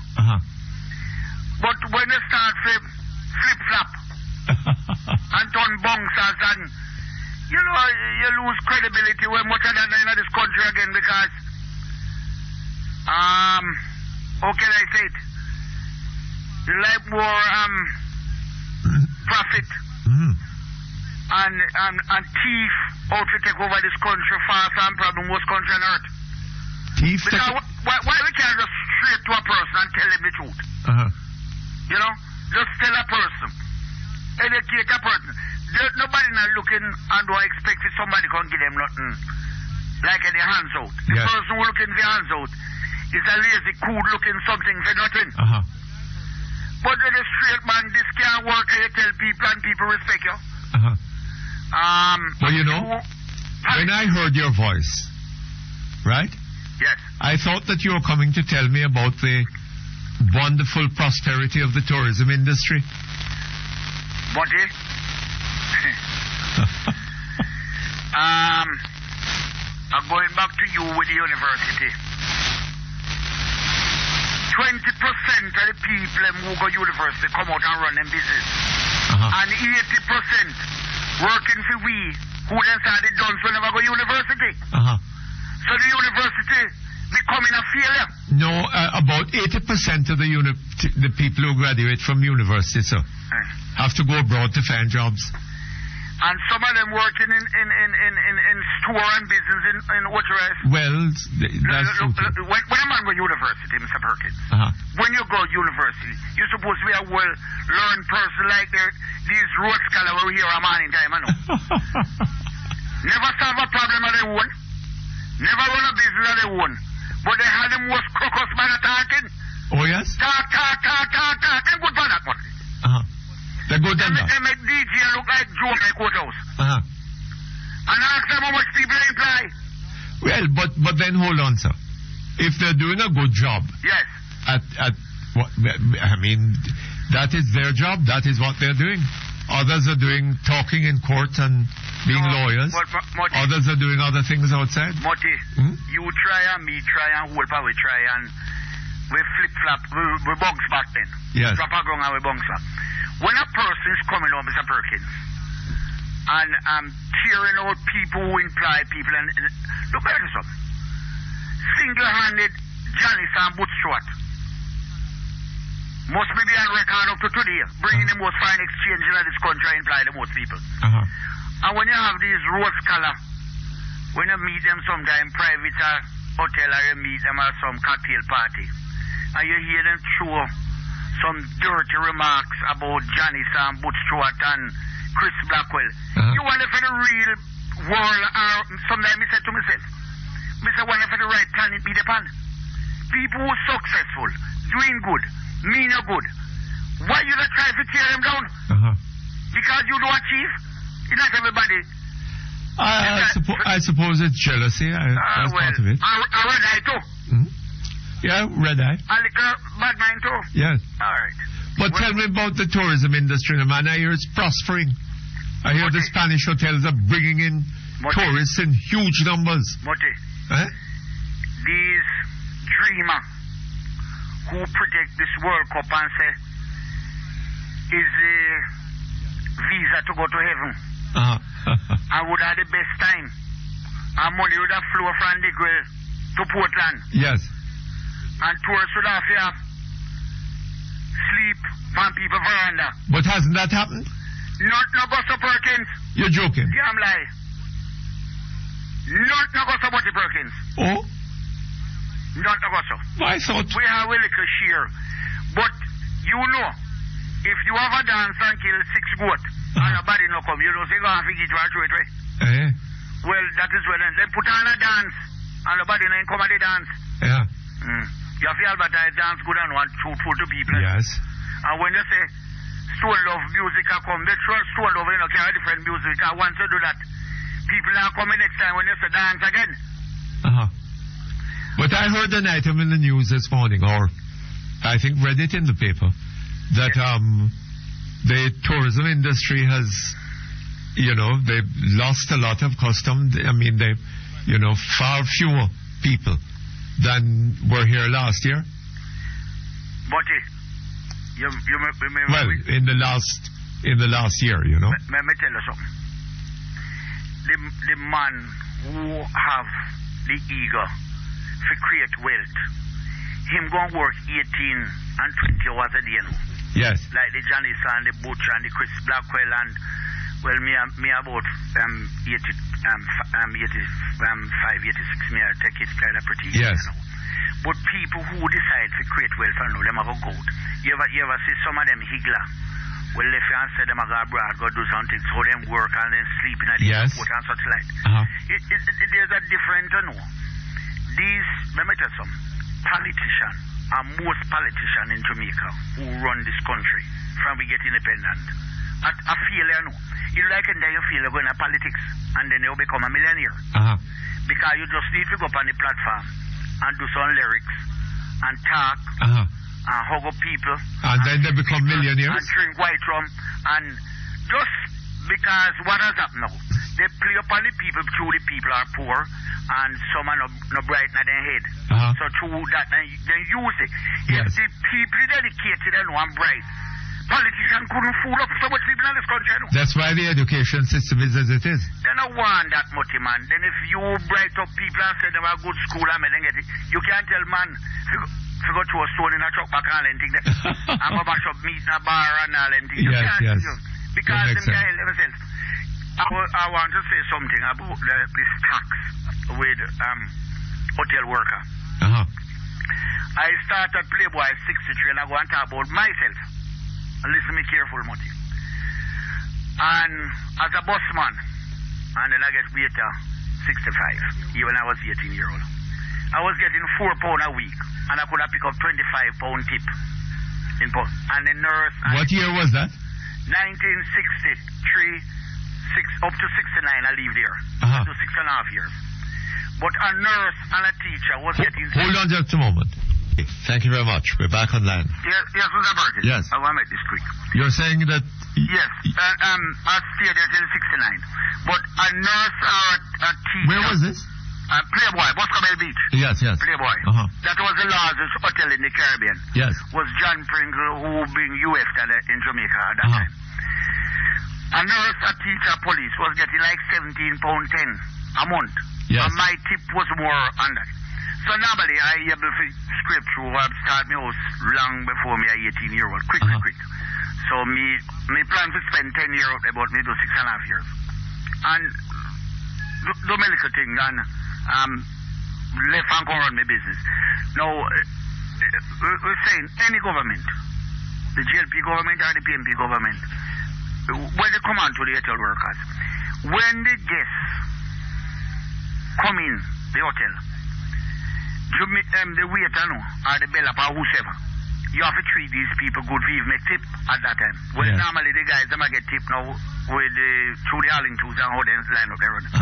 But if the government want to do something for them with this tip where them get, you can take out a portion of it, probably 10% for compulsory saving, but don't tax it. It's a worse incentive.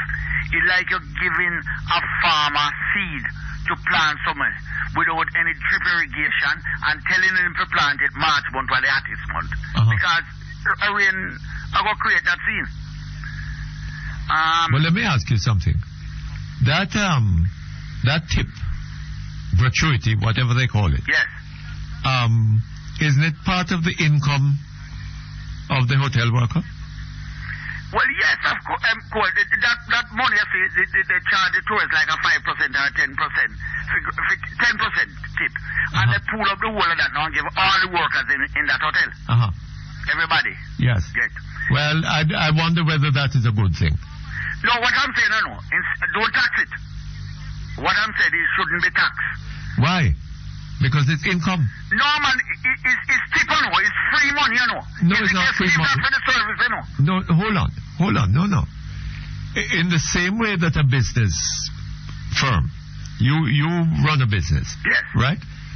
And when customers come into your business place, if you treat them in certain ways, then they're not going to want to come back. Right. But if you treat them in certain other ways, you're going to make them very happy to come, and you'll see more and more of them. Yes. Right? Now, all of that is contributing to your income, which is taxed by the government. So the hotel worker is doing essentially the same thing. He's enlarging his income as a result. Why shouldn't he pay tax? No, I'm paying tax of his salary, I don't know, Mr. Perkins. Yes, but the... All right, hold on. The law doesn't require him to pay tax on his salary. It requires him to pay tax on his income. So if he has income above in addition to his salary, he's to pay tax on that too? But, all right, Mutty. Huh? Before the all-inclusive, it was a tip-free, you know. They just give you, if you was all right, Mutty Perkins is a better waiter on me, and you smile with the tourist and give a better service. Yeah. You get a bigger tip on me? Yes. He's a lazy person. Well, that is... So, the individual person create the incentive, you know. Yes. The guys are on the beach. They make sure, take care of the tourists, the housekeeper, what the case may be. Well, look here. We are not in this country interested in hard work. Right? We have set up all kinds of mechanisms to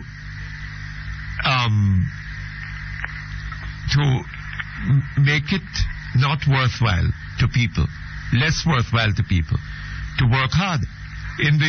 When you have collective bargaining, for example, in a business, yes. The trade union comes in and they bargain for a particular wage.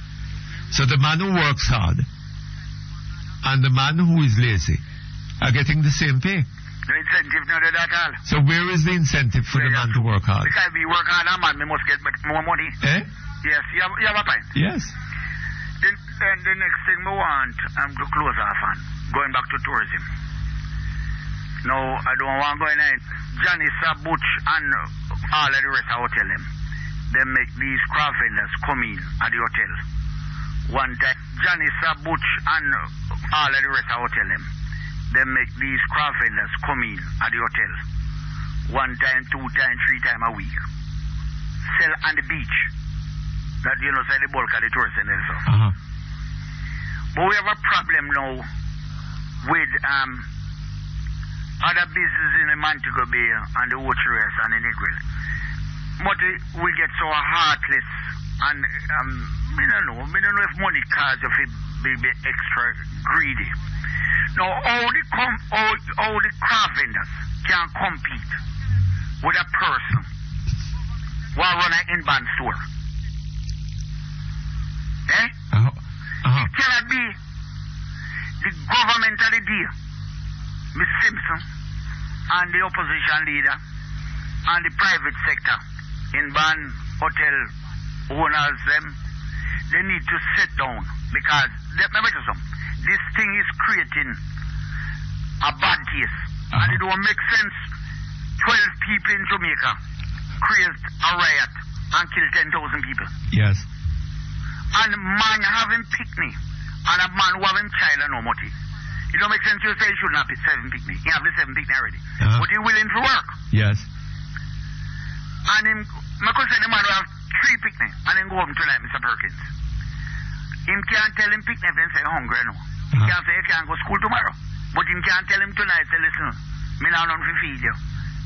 No sense of the father now go do that. He might now go road and beg our thief or what the case may be. We're talking about crime. Me still maintain that there is a lot we can do. We need to sit down. Business sector. Because along with the butch sector, because this has been a long time. Uh-huh. Opposition. We have to stop all this politics, GLP, PMP. What we need to deal with is Jamaica now, Mr. Perkins. Uh-huh. As you've been saying over. We can put the country first, man, all right, and get the politics out of this thing. We don't be, you see, it's foolish as me become a minister of construction. But the only person me want to get a contract is my brother company, my sister company, My grandfather did and gone and left a company 40 years, but we still want, and nobody else. We cannot behave so. We're setting up ourselves for trouble. Yes. One of the things, me I beg Mr. Golin, when him come Prime Minister. When? When him come Prime Minister Jamaica. No, be Prime Minister. That's what somebody say. God not tell you that, Mutty. Well, yes, that's what people say. Eh? That's what people say. God not tell you that. Oh, God, hear you no, that. God didn't tell me that. Right. Told me no such thing. Right.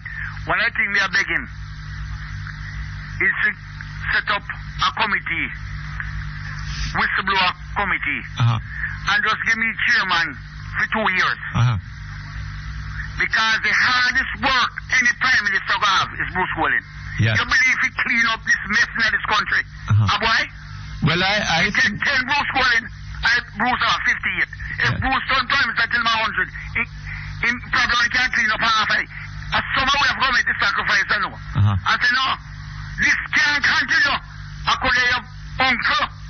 I could have your picnic. This cannot continue. Because we're setting up ourselves for people hurt the whole away. Because once Mutty Perkins a boil alone and John Brown and the district a boil, man, I can't touch you and turn you over. Yes. But no, you know, so bad things. Oh, we can't see that. Well, sir. You remember you were talking about some car? I think Mr. Golding, if he becomes Prime Minister, is going to have one hell of a job of work. The hardest work Jamaica ever see. The last time the person who have this hard work was Henry Morgan. You know Henry Morgan in Canada, Port Royal? Yes. He may have bad man, I know. He may have bad man, I know. Yes. And I vote for Henry Morgan people have, I know. Some of them, Mr. Perkins, some of them, if they don't even go to prison, they must go up the step and face the embarrassment. Who will run away before the time? Yes. They mash up this place too bad. I said people upon people. Nearly every district in Jamaica must have 10 guns. You're afraid to stop and play domino. You're afraid to drink. You have to go to bed early. How Jamaica reach to this stage? Well, good question. A very good question, sir. No, Mutty, me and you know used to this condition. I know. We used to stop a road, drink water, coat that. Quite 9 true. o'clock. We see 2 domino play one place. We stop and we know. Mr. Perkins, what I'm calling, what the case may be. You reach a stage where you can't play domino on roadside again. More gunshot than Jamaica, more the population. And sometimes let me just, you know, one of the things where the wickedest thing ever take place in Jamaica, when we get independent, the first thing we do is set up garrison.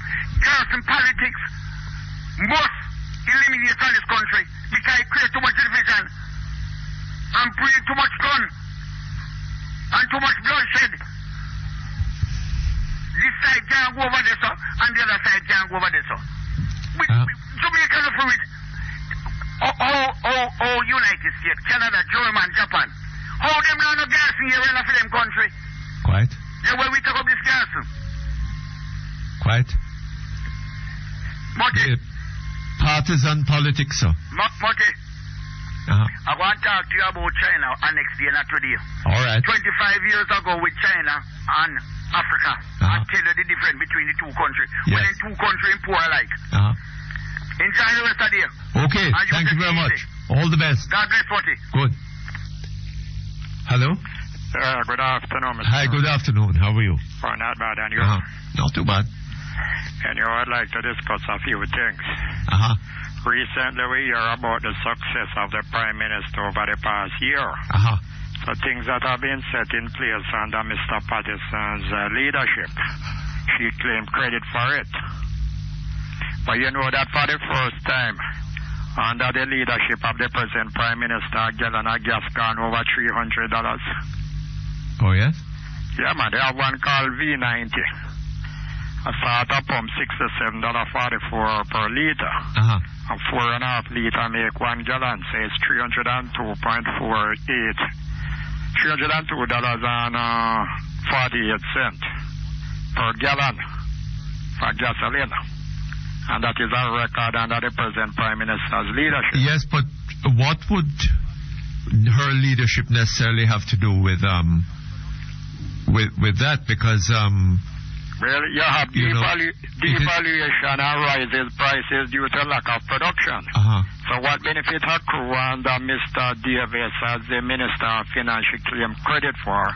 So those that are in the rising prices as a result of lack of production.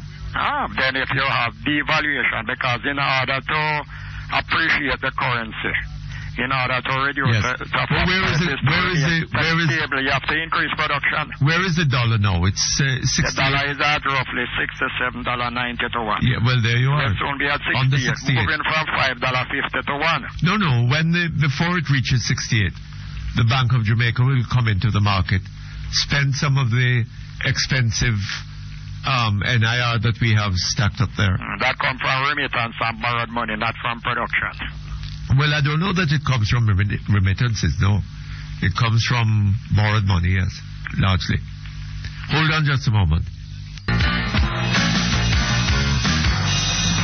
Okay, thank you very much. We're back here online. Hello? Yes, Mr. Perkins. In the last election, we are about North Coast 2000 log on. Don't stop the progress. But now I hear that the National Road Operating and Construction Company, the concessionaire for Highway 2000, has raked up losses of $1.6 billion in the last financial year, added to over $2.4 billion that they incurred the previous year. Yes. So when they were making those boasts and talk about doing stop the progress and log on, they never tell the people that they're going to log on to a huge amount of debt that was going to be accrued under this road construction program. And that is similar to the toll when they tell them must log on to the toll, to the Highway 2000, but they don't tell them that they will have to go into them pocket to fork out money to pay for the toll. So that is how the Jamaican people don't think with their brain. They act with their belly. The thinking of the Jamaican people has nothing to do with it, you know, so. Well, at any rate, I mean, Bishop Finn, or Pastor Finn, is telling them that what they think doesn't matter. God has already decided this. Right? Well, I so come you know that that Mr. Patterson at the party conference said that Sister P was not only the party's best hope for the fifth term, but the only chance. But the only hope. Well, Pastor Finn has made that hope very bright. Right? Because he's telling the people that what they think no matter, God has decided that Sister P is to lead the party into the fifth term. But you see, with the PNP now, the PNP deal with gimmickry. Under Mr. Patterson, it was black man time. Under the present Prime Minister, it should have been woman time. When that no work, it's supposed to be cricket time. When the cricket no work, a philosophy time, prophecy. So the poll do work, so you give them prophecy. Well, because PNP means prophecy, not poll. That is one hell of a political tactic, though. But it is not going to work. Why? Because the Jamaicans see through the treachery of the PNP and the deception and how they have been hoodwinked. Well. And the pressure that has been heaped upon them without the PNP have any answer to deal with the problem. All right. Pertaining to the weekend, the PNP should have had a candidate selection in my constituency. But they put it up, said that the voters list is corrupt. But well, they didn't say that. They didn't say that. What did they say? They said that the parties, the candidates, did not agree on the voters list. But you see, if they don't trust one another in terms of coming up with a list. I don't know. Look how long they decide that they're going to select a candidate. But the fact is that they did not say that the list was corrupt. They said that the list is flawed. Flawed, yes, all right. Yeah, they won't come to an agreement. But to say that the list is flawed is not necessarily to say that it was corrupt. Well, I hear a whole thing, but I won't go into detail. But you see, when the PNP candidates cannot trust themselves, in terms of compiling a voters list, why should we, the Jamaican people, trust them? No. It is not a matter of not trusting themselves or each other. They say the list was flawed. Yeah, well, the list is flawed, but you see, they are very good at manipulation where election is concerned, and that's why they don't trust one another. You remember Southern Manchester with Arthur Williams and Douglas Manley? What happened there? Where they took away the seat from Douglas Manley because of corrupt practice. I don't In know. an election petition. Huh? In an election petition. Oh, yes? Yeah, you remember Eastern Hanover with Basil Buck and Dr. Aston King? Yes. Wasn't that the same thing? Well, that went to court. And they lose the seat too. The same thing happened in West Central St. Andrew with Mr. Holness and Dr. Warren Blake. And the same thing happened in Northeast St. Catherine between Phyllis Mitchell and Mr. Dabdoob, who gone to the PNP now because if it wasn't because of the awareness and sensible labor rights that were there and the good defense that was put up by the GLP lawyers, Mr. Dabdoob wouldn't be in Parliament. So Mr. Dabdoob joined the same people that engage in fraudulent election against him. Well, I don't know. You don't know? Well, the Jamaican people will look at and see because they know what transpired. Anyhow, the next thing pertaining to the poll. You notice a poll that was carried out by Mr. Bill Johnson over there in Portmore in Southeast St. Catherine. Yes. And it says that the GLP leading by 1%. Yes. Every poll Mr. Johnson carried out, the GLP leading by 1%. The GLP can move by more than one with all the economic pressure that is being heaped upon the suffering people of this country. Well, the Donaldson poll says that it is 1% by the GLP also.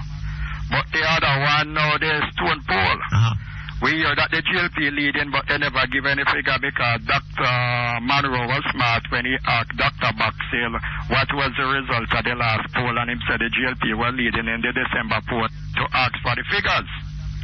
But irrespective of whether it's 1 or 10, a lead is a lead.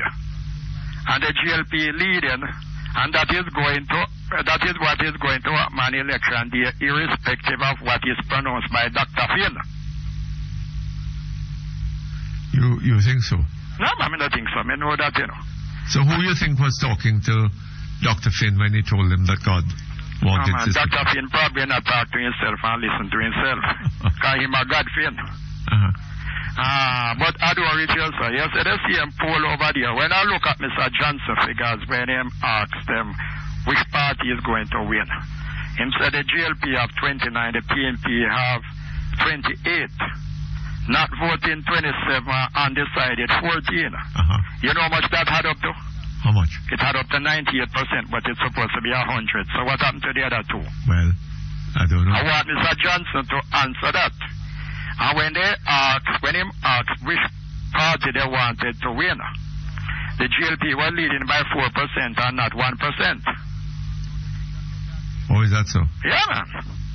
So, whatever question they're going to ask, it is only going to bring out one result. The only thing that they can do is try and doctor the figure to some extent by not stating the true lead. Well, God said Sister P is to be Prime Minister. So said Mr. Finn. Mr. Finn. Yes. But with Mr. Finn, no. Yes, last night that program on your... I did, yes. Reverend Lewis on your program. Yes. He did a very good job on Mr. Al Miller. Did a very good job. Because they really called out Mr. Finn, you know, because when the moderator, Mrs. Jackson Miller, back up Dr. Finn, you hear what Dr. Finn said? Dr. Finn said he didn't know that the media would be there. And the moderator said to him, but the Prime Minister was there, so you must expect the media to be there. And Dr. Finn tell you that him and the Prime Minister is in regular dialogue on the phone, and nearly every night they talk. Oh, yes? Yeah, man, so something where the two of them plan up and then him run with it. And the media carry it as poll and prediction. And he said that he made 30 other prediction, and him talk about Mrs. Clinton being the next president. and Jamaica finding oil. But they never mentioned the other 30 odd. Yes. And him say make 30 odd predictions already, and all of them have been right. And him talking about the local and foreign profit and say him have 15 local, 1 and house 7. That is why he love the number 7 and all kind of frivolous things here. What him get, him have to talk it, or else God shouldn't really tell him. All right, sir. Thank you very much. All right. All the best to you.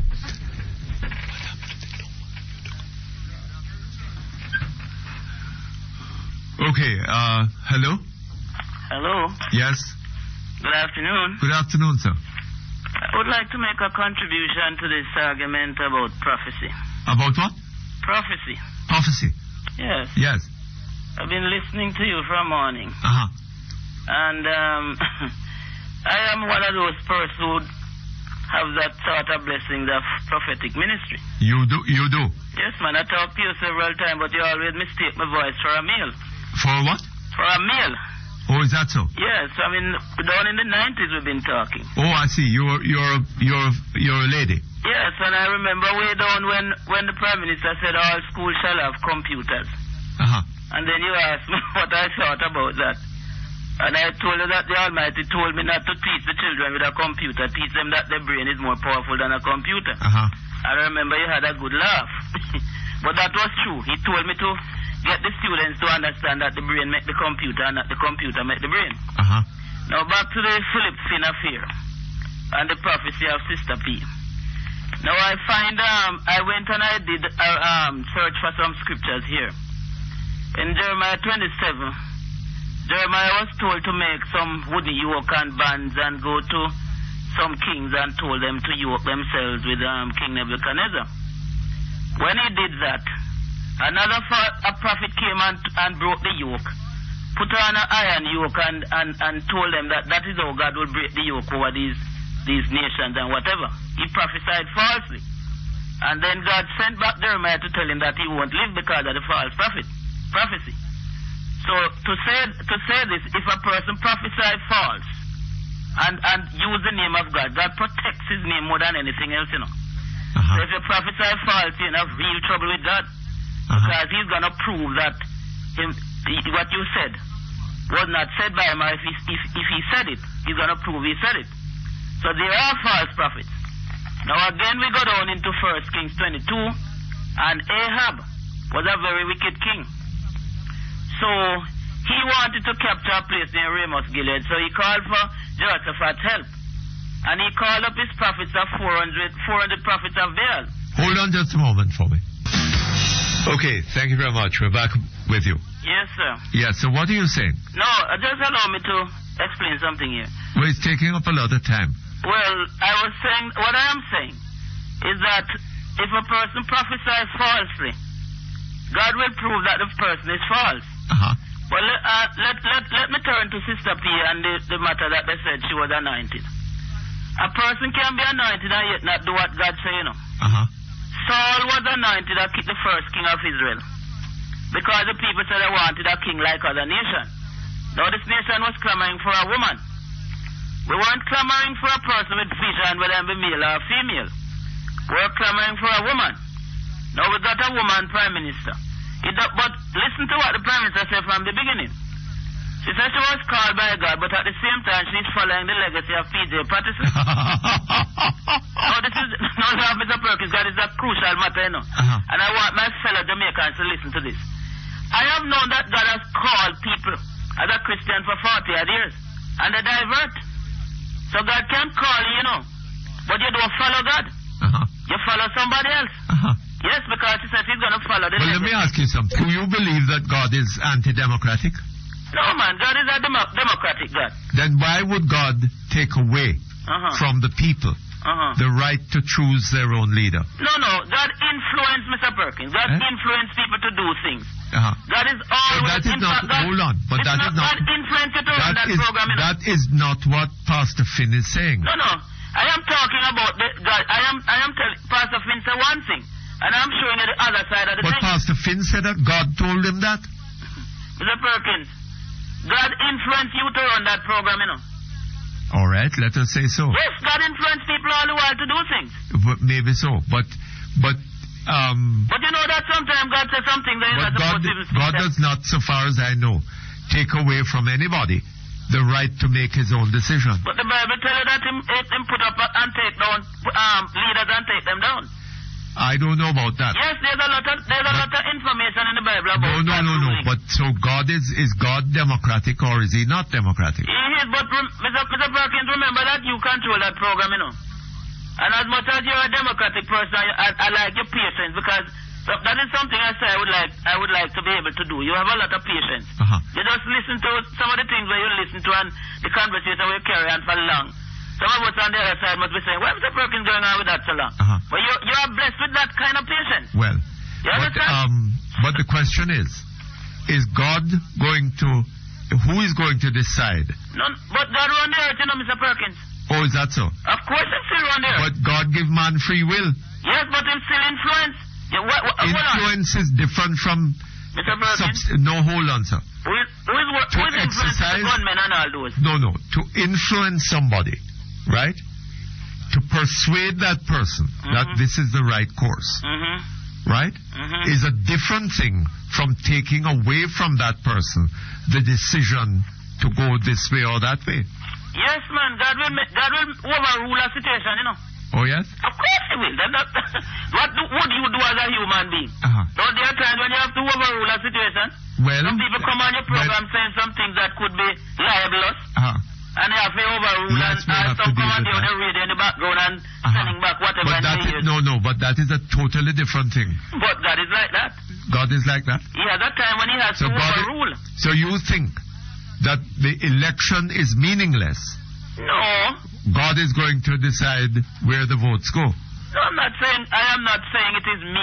But you know what make it meaningless, Mr. Perkins? The fact that a political leader elected by the people, you have to pay all the money for ballot paper, you have to find a venue for it, you have to pay a poll clerk, and a politician can just flip from one side of the fence to the other, with no consideration for the people who elected him. Well, maybe so. Maybe so. A representative. So what is that Pastor Finn now saying, and what are you saying? That God has taken away from the people of Jamaica the right to decide their own leader, to choose their own Perkins, leader. that's not the case. What I'm trying to say that God will overrule situations. So but I'm not saying him can't disappear, you know. Don't get me wrong. I am not saying that Pastor Finn is right. I see. I am simply telling you that God. So maybe it wasn't God that was talking to Pastor Finn. I don't know who was talking to him. Maybe it was Satan.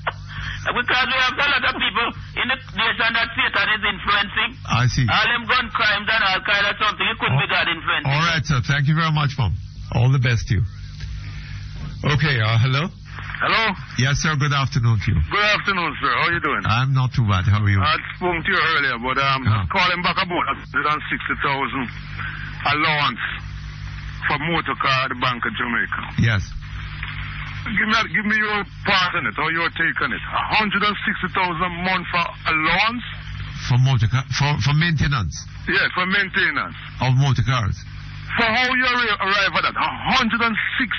Most cars are spending 30,000 a month for the loan payment.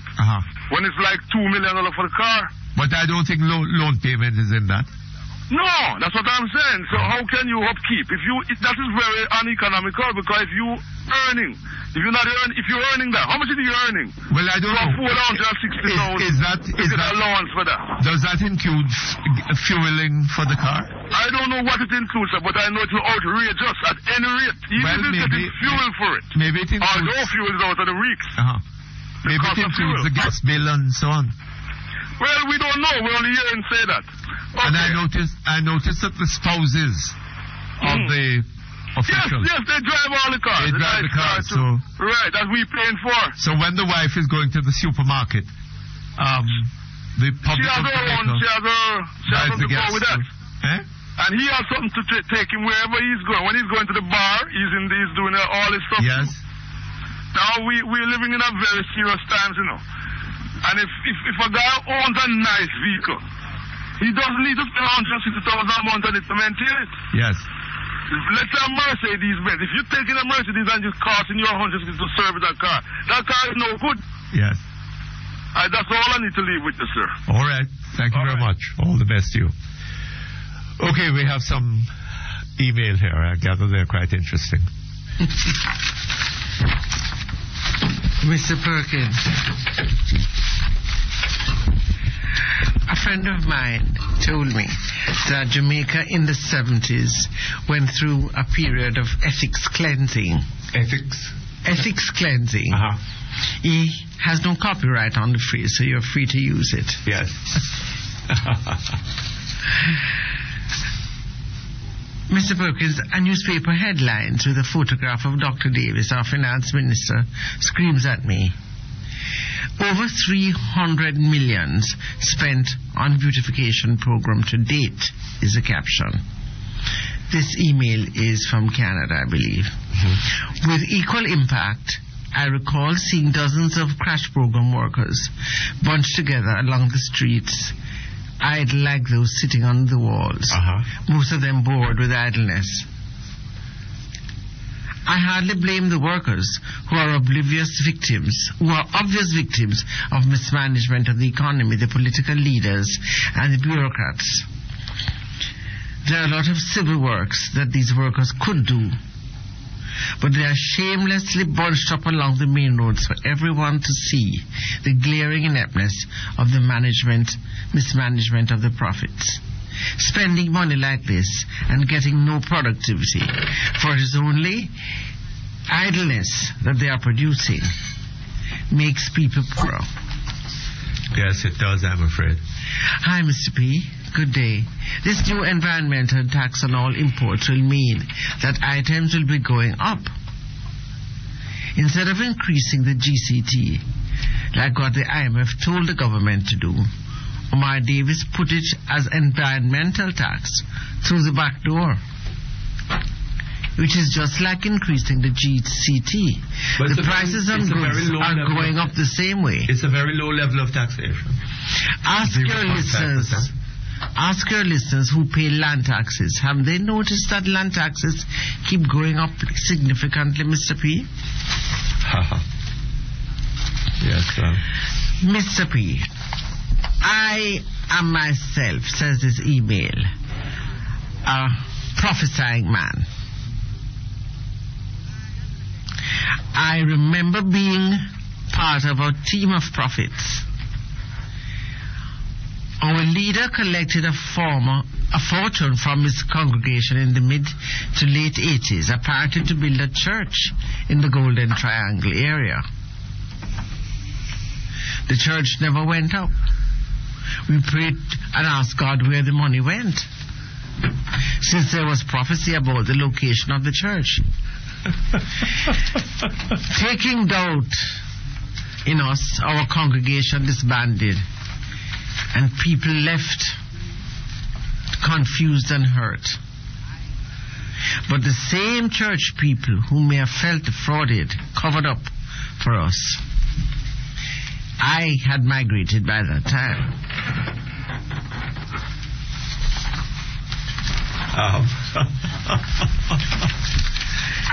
Mr. Perkins, the prophet Finn is in desperate need of a spin doctor. He has prophesied to his church public. He needs some small predictions to establish his credibility. But may I suggest a strategy? Prophet Finn, please give Jamaica the winning cash pot numbers for the midday draw 5 days in a row. After that, we will make you our national prophet. That's a good one. I like that. Mr. Perkins, I heard a young man telling you that most employers don't allow their workers to listen to your program because they feel that you are too negative. I recognize that young man's voice. You should perhaps go to some meetings of the young patriots. If what he says has any merit at all, it is being preached by them. They don't want people to become too smart or too informed. Mr. Perkins? Hold on just a moment.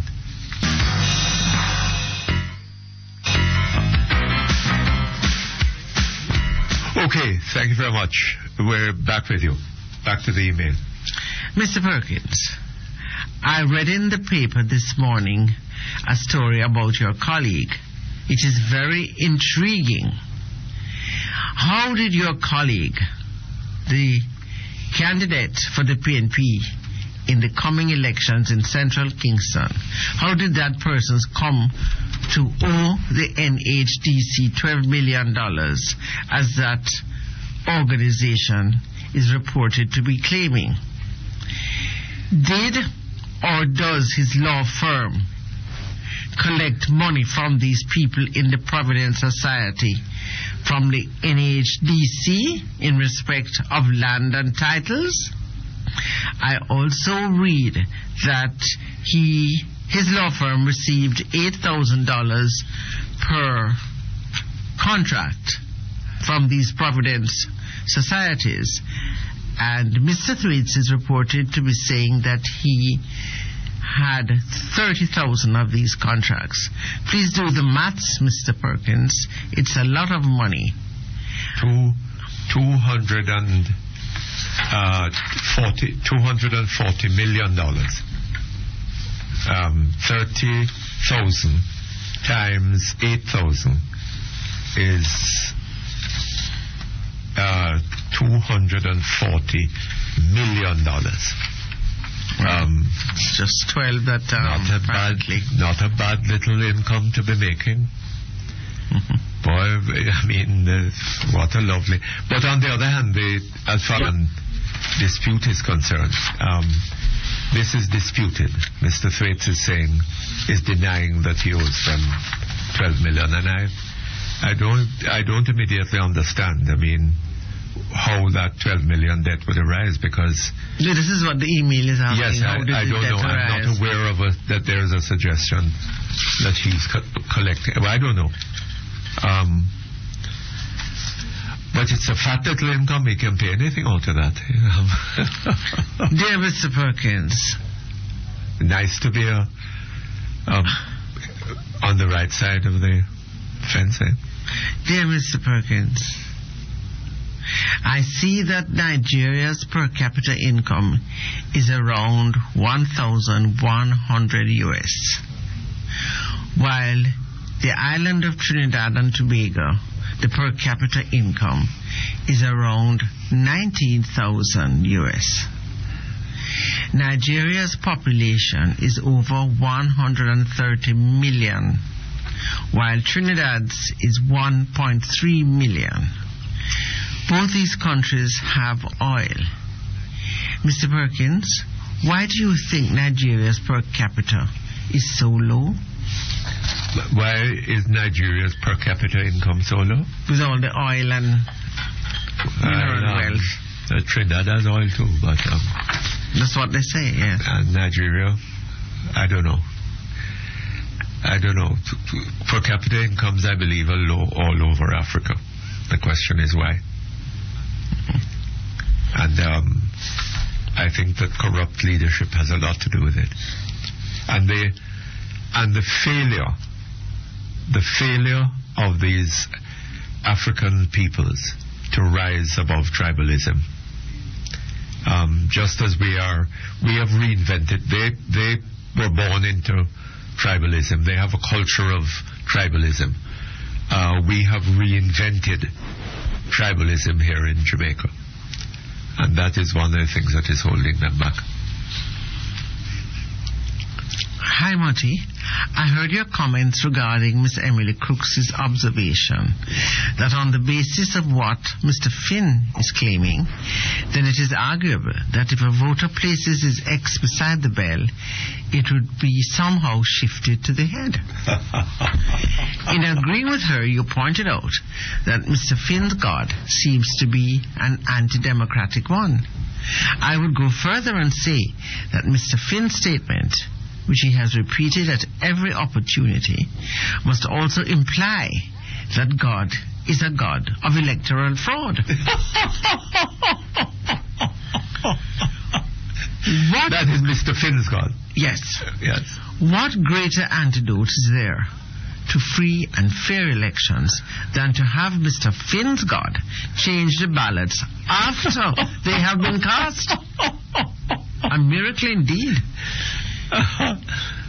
Yes. If his God is indeed a God of such dishonesty, then at least it would be consistent with, we always think that it is best for the country for us to form the administration, yes, etc., etc. You know the rest. I wonder if Christians are really sanguine about Mr. Finn's prophecy. We certainly haven't heard anything much from them. Who is this? Christians.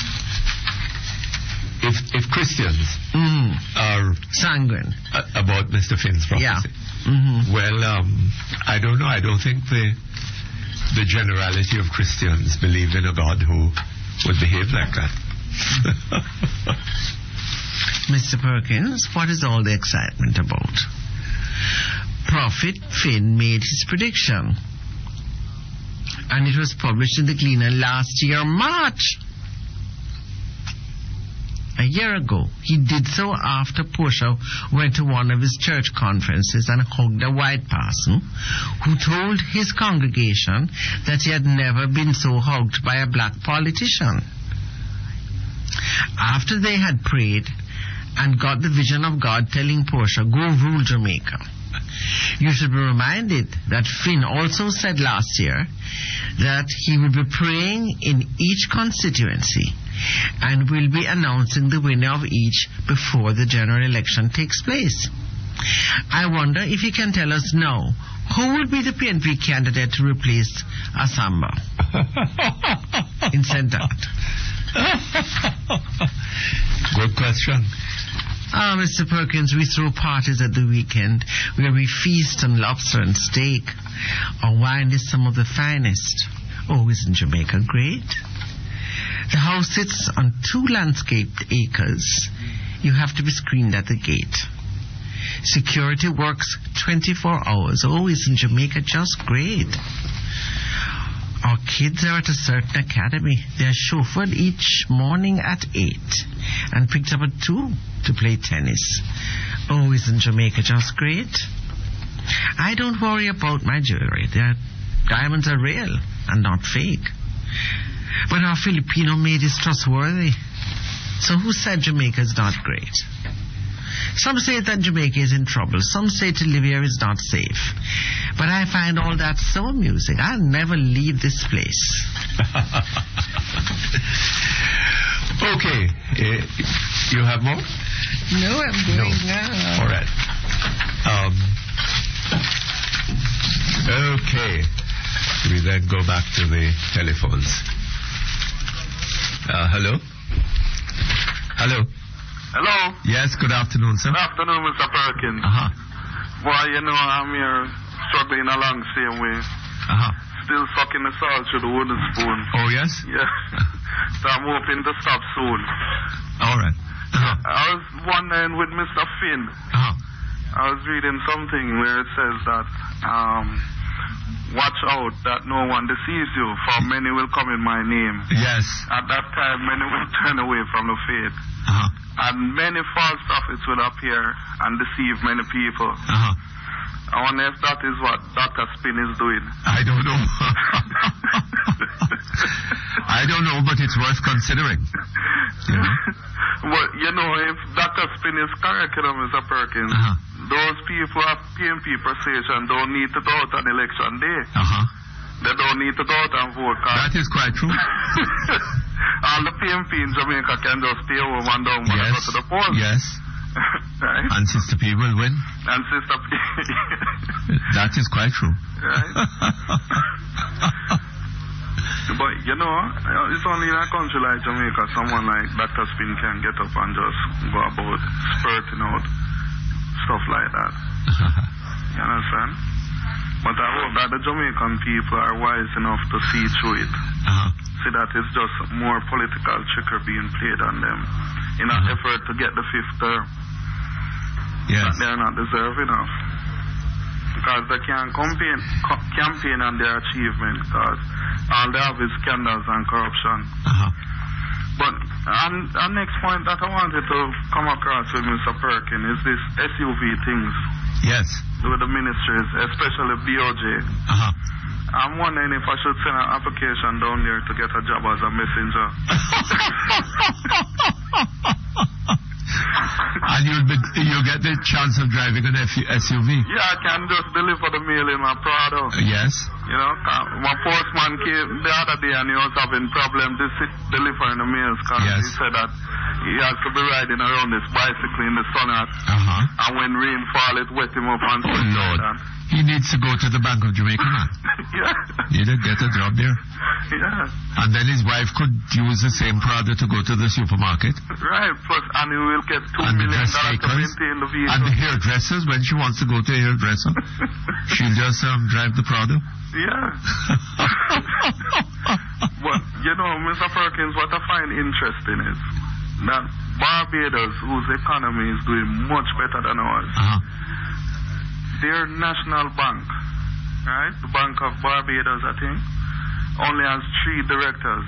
The governor and the 2 deputy governors receive vehicles. And here in Jamaica, we have over, 45? Is it 45? I think it's somewhere in that figure. I think they have 75 people on the board. On the board of the bank? On the board of the bank. 75 directors. You're joking. 40 of them get vehicles, and the other 35 get allowances for vehicle upkeep. Is that what the story said? Yes. I didn't remember that. I'm looking at it right here. Right? 75 directors of the Bank of Jamaica? Directors on the Bank of Jamaica. My God. And now you see why this country economy is in the state that it is in.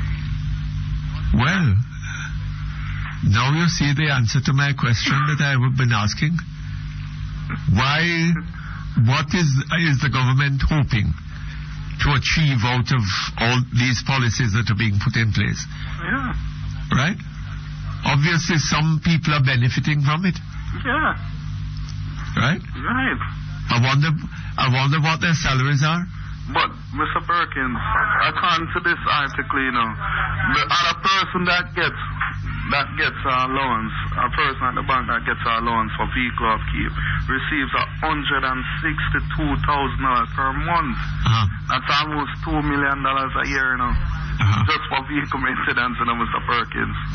Now, what could that person be maintaining on a vehicle for $2 million a year? Right? $2 million a year? $2 million a year, Mr. Perkins. Oh my God. I mean, this is the mother of all scandals. I don't think that they could come with anything to beat this. I thought that traffic guru was bad and the other scandals, but this is disgraceful, Mr. Perkins. Why? This tells us that we're living in a kleptocracy, you think? Far worse than that. Far worse than that. These people aren't concerned with the national interest and the country at a time. But you know what a kleptocracy is? A kleptocracy? You mean the people of kleptomaniac failings? Ruling?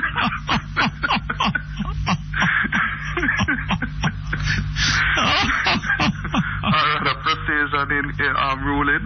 Well, are you suggesting that Jamaica, that is what is happening in Jamaica, sir? I think that and a lot more. I beg your pardon. Mr. Perkins, it seems that the patients are in charge of the mental institution. Right? You can't explain it any better than that. You can't explain it any other way, Mr. Perkins. Yes. If in a time when they are telling us, Omar Davis comes out and say, I don't have the money, right? But they can find to go and buy 40 SUVs or high-end vehicles to give to directors of the board of BOJ. And the other 35 are receiving almost $2 million a year for vehicles. Yes. Hold on just a moment for me. Okay, thank you very much. We're back here online. Hello? Hello? What's happening? Hello? Let's try somewhere else. Huh? Hello? Hello, Mr. Perkins. Yes, hey, good afternoon to you, sir. Okay. Yeah, I'm just calling, listening to your program here. I just want to add my little bit. Uh-huh. And it's not that I'm being harsh, but the only thing that can help Jamaica today is a revolution. You think so? What do you mean by a revolution? That can help them. Eh? What's that? What do you mean by a revolution? A radical shift in policy, a radical change. No radical change in no politics. The people have to rise up down there and take things in their own hand and do what they have to do. Oh? And get out some of them people down there. Because I have a sister-in-law who was sick the other day and went to the hospital. And would you believe me that when she went to the hospital, they have to tell her people to go and get bed linen for the bed that the girl must lie down on? Uh-huh. Yeah, that happened in Linstead Hospital. Linstead Hospital? What is it, sir? This is Linstead Hospital? Yes, sir. And they had no bed linen? No bed linen, because the person that got sick, the relative had to go for bed linen for the bed to put on. Oh, and the God. doctor was even telling the person to carry back aspirin for the sick person inside the hospital. Oh, hell. And imagine a man out there now getting over $2 million per year for maintenance of vehicle. That vehicle no good. Why would the Bank of Jamaica buy a vehicle that costs that kind of maintenance for the year? A little man on the road around a taxi and not spend so much a year for maintenance in vehicle. So the people have to rise up down there because the man them who are leaders. Well, rising up in an illegal way might well lead to more confusion and greater disaster. We never know. Maybe it solve the problem too. Maybe life will be better. Maybe life would be better if they rise up and do what they have to do. Well, it makes sense everybody sit down and talk, and nobody now do nothing to help the situation. Nobody now move, make to help the poor people them out of the country. People out there in a war. I hear a lady tell the other day about a man who should say lie down from Tuesday and how them call police. I should go back Friday and see the man lie down with them foot right now same place. You see? Yes, sir. Bring themselves to the situation out there and so then if a fire make it burn and if a blood make it run, but they have to rise up. That's how I look a bit. Well, I think that they have to rise up in the sense of taking an intelligent interest in the affairs of their country. But, okay. I understand the position, you know. Uh-huh. But they rise up in an intelligent way now, go ahead. Because you see the man who said them are intelligent, the intelligent people, them come with a whole bag of hypocrisy. They keep hiding from themselves and fooling themselves. They think they're fooling people, but it's themselves they're fooling. All this man come talk about him of capital and this and that. All that man know, Mr. Perkins, my heart bleed back to Jamaica and we're going out there. My heart bleed. The people have to rise up, master. That's the only solution out there right now. It's only a revolution. Violence doesn't necessarily cure problems, sir. It might make them worse. Well, but sometimes it cures too, you know, because hard work, literature and it cures in a sense, don't it? Yes. All right. All right, sir. All right, Thank you very much. Thanks a lot. All the best to you. Okay, hello? Hello. Yes. Perkins. Yes, sir. Good afternoon. Yeah, calling from Eastern St. Andrew. You see, that man here, Richard Azan, I talk about Mr. Carl Samuda. I can take back in talk. Yes, sir. We don't want nobody an apology. You understand? He doesn't know anybody an apology. No, you see him now into enough. You understand? Let me tell you something. You see, yesterday I attended a meet up in Red Hills. I call him from Eastern St. Andrew. I attend a meeting up already. And the meeting I attend is the GLP meeting. I'm a delegate. You understand? And some things we see on TV and we talk in the meeting. But I tell you something. Richard Azan says qualify in statement and know when to make in statement from when enough to make in statement. You understand? Alright. We come off, you know. Let's say Dr. Bartlett Hello? Yes? Dr. Bartlett. That man here in Cheva man, you. Tell him, say, wasting time. Oh, yes? Yeah, wasting time, man. Why you think so? Wasting time. Nobody at tavern will gone to you, not supporting. And they make a wrong move again. I'm telling you, wrong move where they make. Can't put Peter Phillips against Joe Hebert. Not No. It is Peter Phillips against Joe Hebert. No, his son. Oh, yes. His son. And let me tell you something. I better make Oliver close here. Hold on a moment. Yeah. Okay, we're back. Hello? Yeah, Mr. Perkins. I tell you something now, you see? I look up you like that, you don't even know not about politics, them are putting in politics. Eh? Or you forgot put a sprat against a chicken. Eh? Or you forgot put a sprat against a chicken. Eh? I use the walk over Mr. Perkins. Oh, yes? You know, the government now nobody for really place for run against Joe Hebert. Eh? Well, I don't know. Maybe Mr. Finn will tell you that that God intends young Mr. Phillips to represent that constituency. I'm going to tell you something again. If that man there, he make a jackass of himself. Boy, he talk about profit. A jackass? Yeah, he make a half of himself, Mr. Perkins. Boy, he talk about Sister P. The prophet tell him, say, she'll get 5 more terms. Anytime he call back, ask him, 18 years, what a separation, and 5 more years. How much in all total it, and tell you how much here that. What a, with a bandage with a honor. Yeah? Mr. Perkins, let me tell you something. I'm in politics from 1969 also. You're in politics? Yeah. You understand? I'm in politics from 1969 also. My uncle, Shine Francis, take me out of school. You understand me? Let me tell you something, man. Number one, let me tell you the truth now. Whichever man you're not gonna run. He come like a waste man out of the road. He's not gonna run. You understand me? Peter Phillips boy not gonna run. He don't go over Irish Town goalie. Can't broke his neck already. He's not gonna run. You understand me? You see, we don't in a power, you know. We don't in a power. And look what Mr. Bartlett do. Look for Mr. Bartlett. Look what he do. Yeah, me all why me call him and say go up at Beverly's and look, it come like 2,000 worse than 2,000 highway. Oh, they're pretty. You understand me? As for the MP, they work, the traffic grow money. Mr. Perkins. Well, I would like to know how it goes myself. I mean, I stop calling you, no, sir. Me now stop calling and find out how the traffic grow money go. If it not return, something action I forgot take. You understand me, sir? Yes, but if even it was returned, sir, what is it that the traffic bureau deal involved? Where did that money come from? All right, Mr. Perkins. Them say, Mr. Perkins, that's why I like to talk to you, sir. Them say, then get it for a gift. A gift come in to sell off a Jamaica.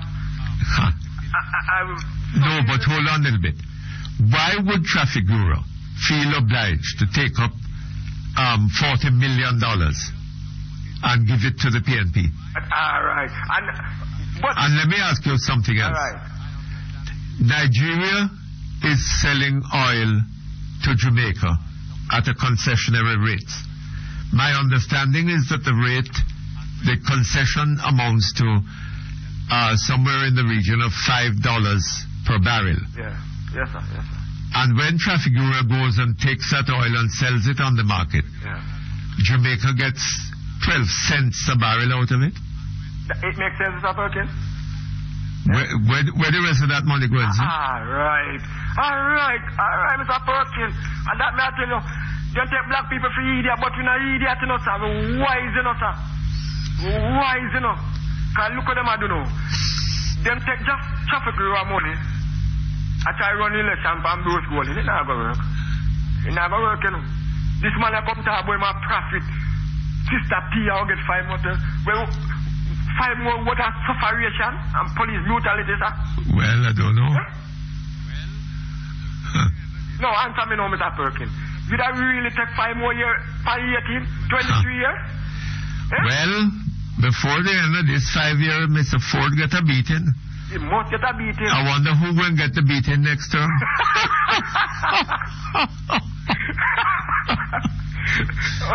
Where my prophet? My false prophet misleading the people themselves. Well. You understand me? Let me tell you something, Mr. Perkins. Let me tell you something. Right now. Very quickly. The best prime minister ever run Jamaica. If in dead tomorrow morning, his name can't stop ring. George Edward Philip Thiago. All right, sir. And you see, that man that talk about my minister of finance, tell us to check Thiago, because he's done. All right. Thank you very much. All the best to you. Hello? Hello? Hello, Mr. Perkins. Yes, good afternoon to you, ma'am. Good afternoon, sir. How are you doing? Not too bad. All right. I do not understand what these politicians have to boast about. Because I don't see what they have done for the country, for the benefit of the country. Yes. All they have done is for their own benefit. Oh, is that it? Yes. I see. I remember we had an MP, and the MP did everything for the people. He didn't come on TV. We never saw him in his picture in the papers. But we saw his work. He worked. He started a high school. He gave them buses, teachers, everything the high school had. He gave the community roads, proper roads. They got light, water, ambulances, clinics, doctor, right? Everything the people got. They didn't have to. They didn't want to see the MP and have to wait on the television programs to see the MP. He was like daily. They could talk to him daily. They could see him. They could see his work. Now I want to know another thing about that MP. He didn't have a proper car. Well, he had a car that sometimes he had to reverse the car over the hill. He had to reverse because he couldn't go forward. Right? And these people now, all they do is show off themselves on the television and things like that, and they're not doing any work. They're not doing anything. And they all have SUVs.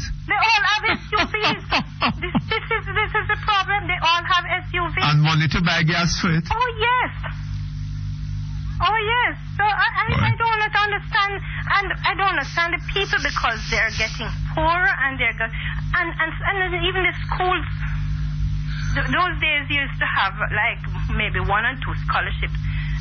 People getting 1 or 2 scholarships to high school and so like that. But people could go to school and people were educated. Yes. They were educated, sir. So I don't understand these hurry come up people. You understand? My grandmother used to say, when dishcloth comes, turn tablecloth. It's a pest to the table. We're running out of time here, ma'am. Okay. We have a number of callers. Right. Hello? Thanks for calling. Hello? Hello? Yes, good afternoon, sir. Good afternoon, Mr. P. How are you doing, sir? Not too bad. How are you? Hanging on in there. Good. Long time not chat with you. Yes. I have a little concern here. I'm calling from Clarendon. From Clarendon? Yeah. I don't know if you judge to Macon anytime lately. Not recently. Like a peak hours or so. Yes. All right.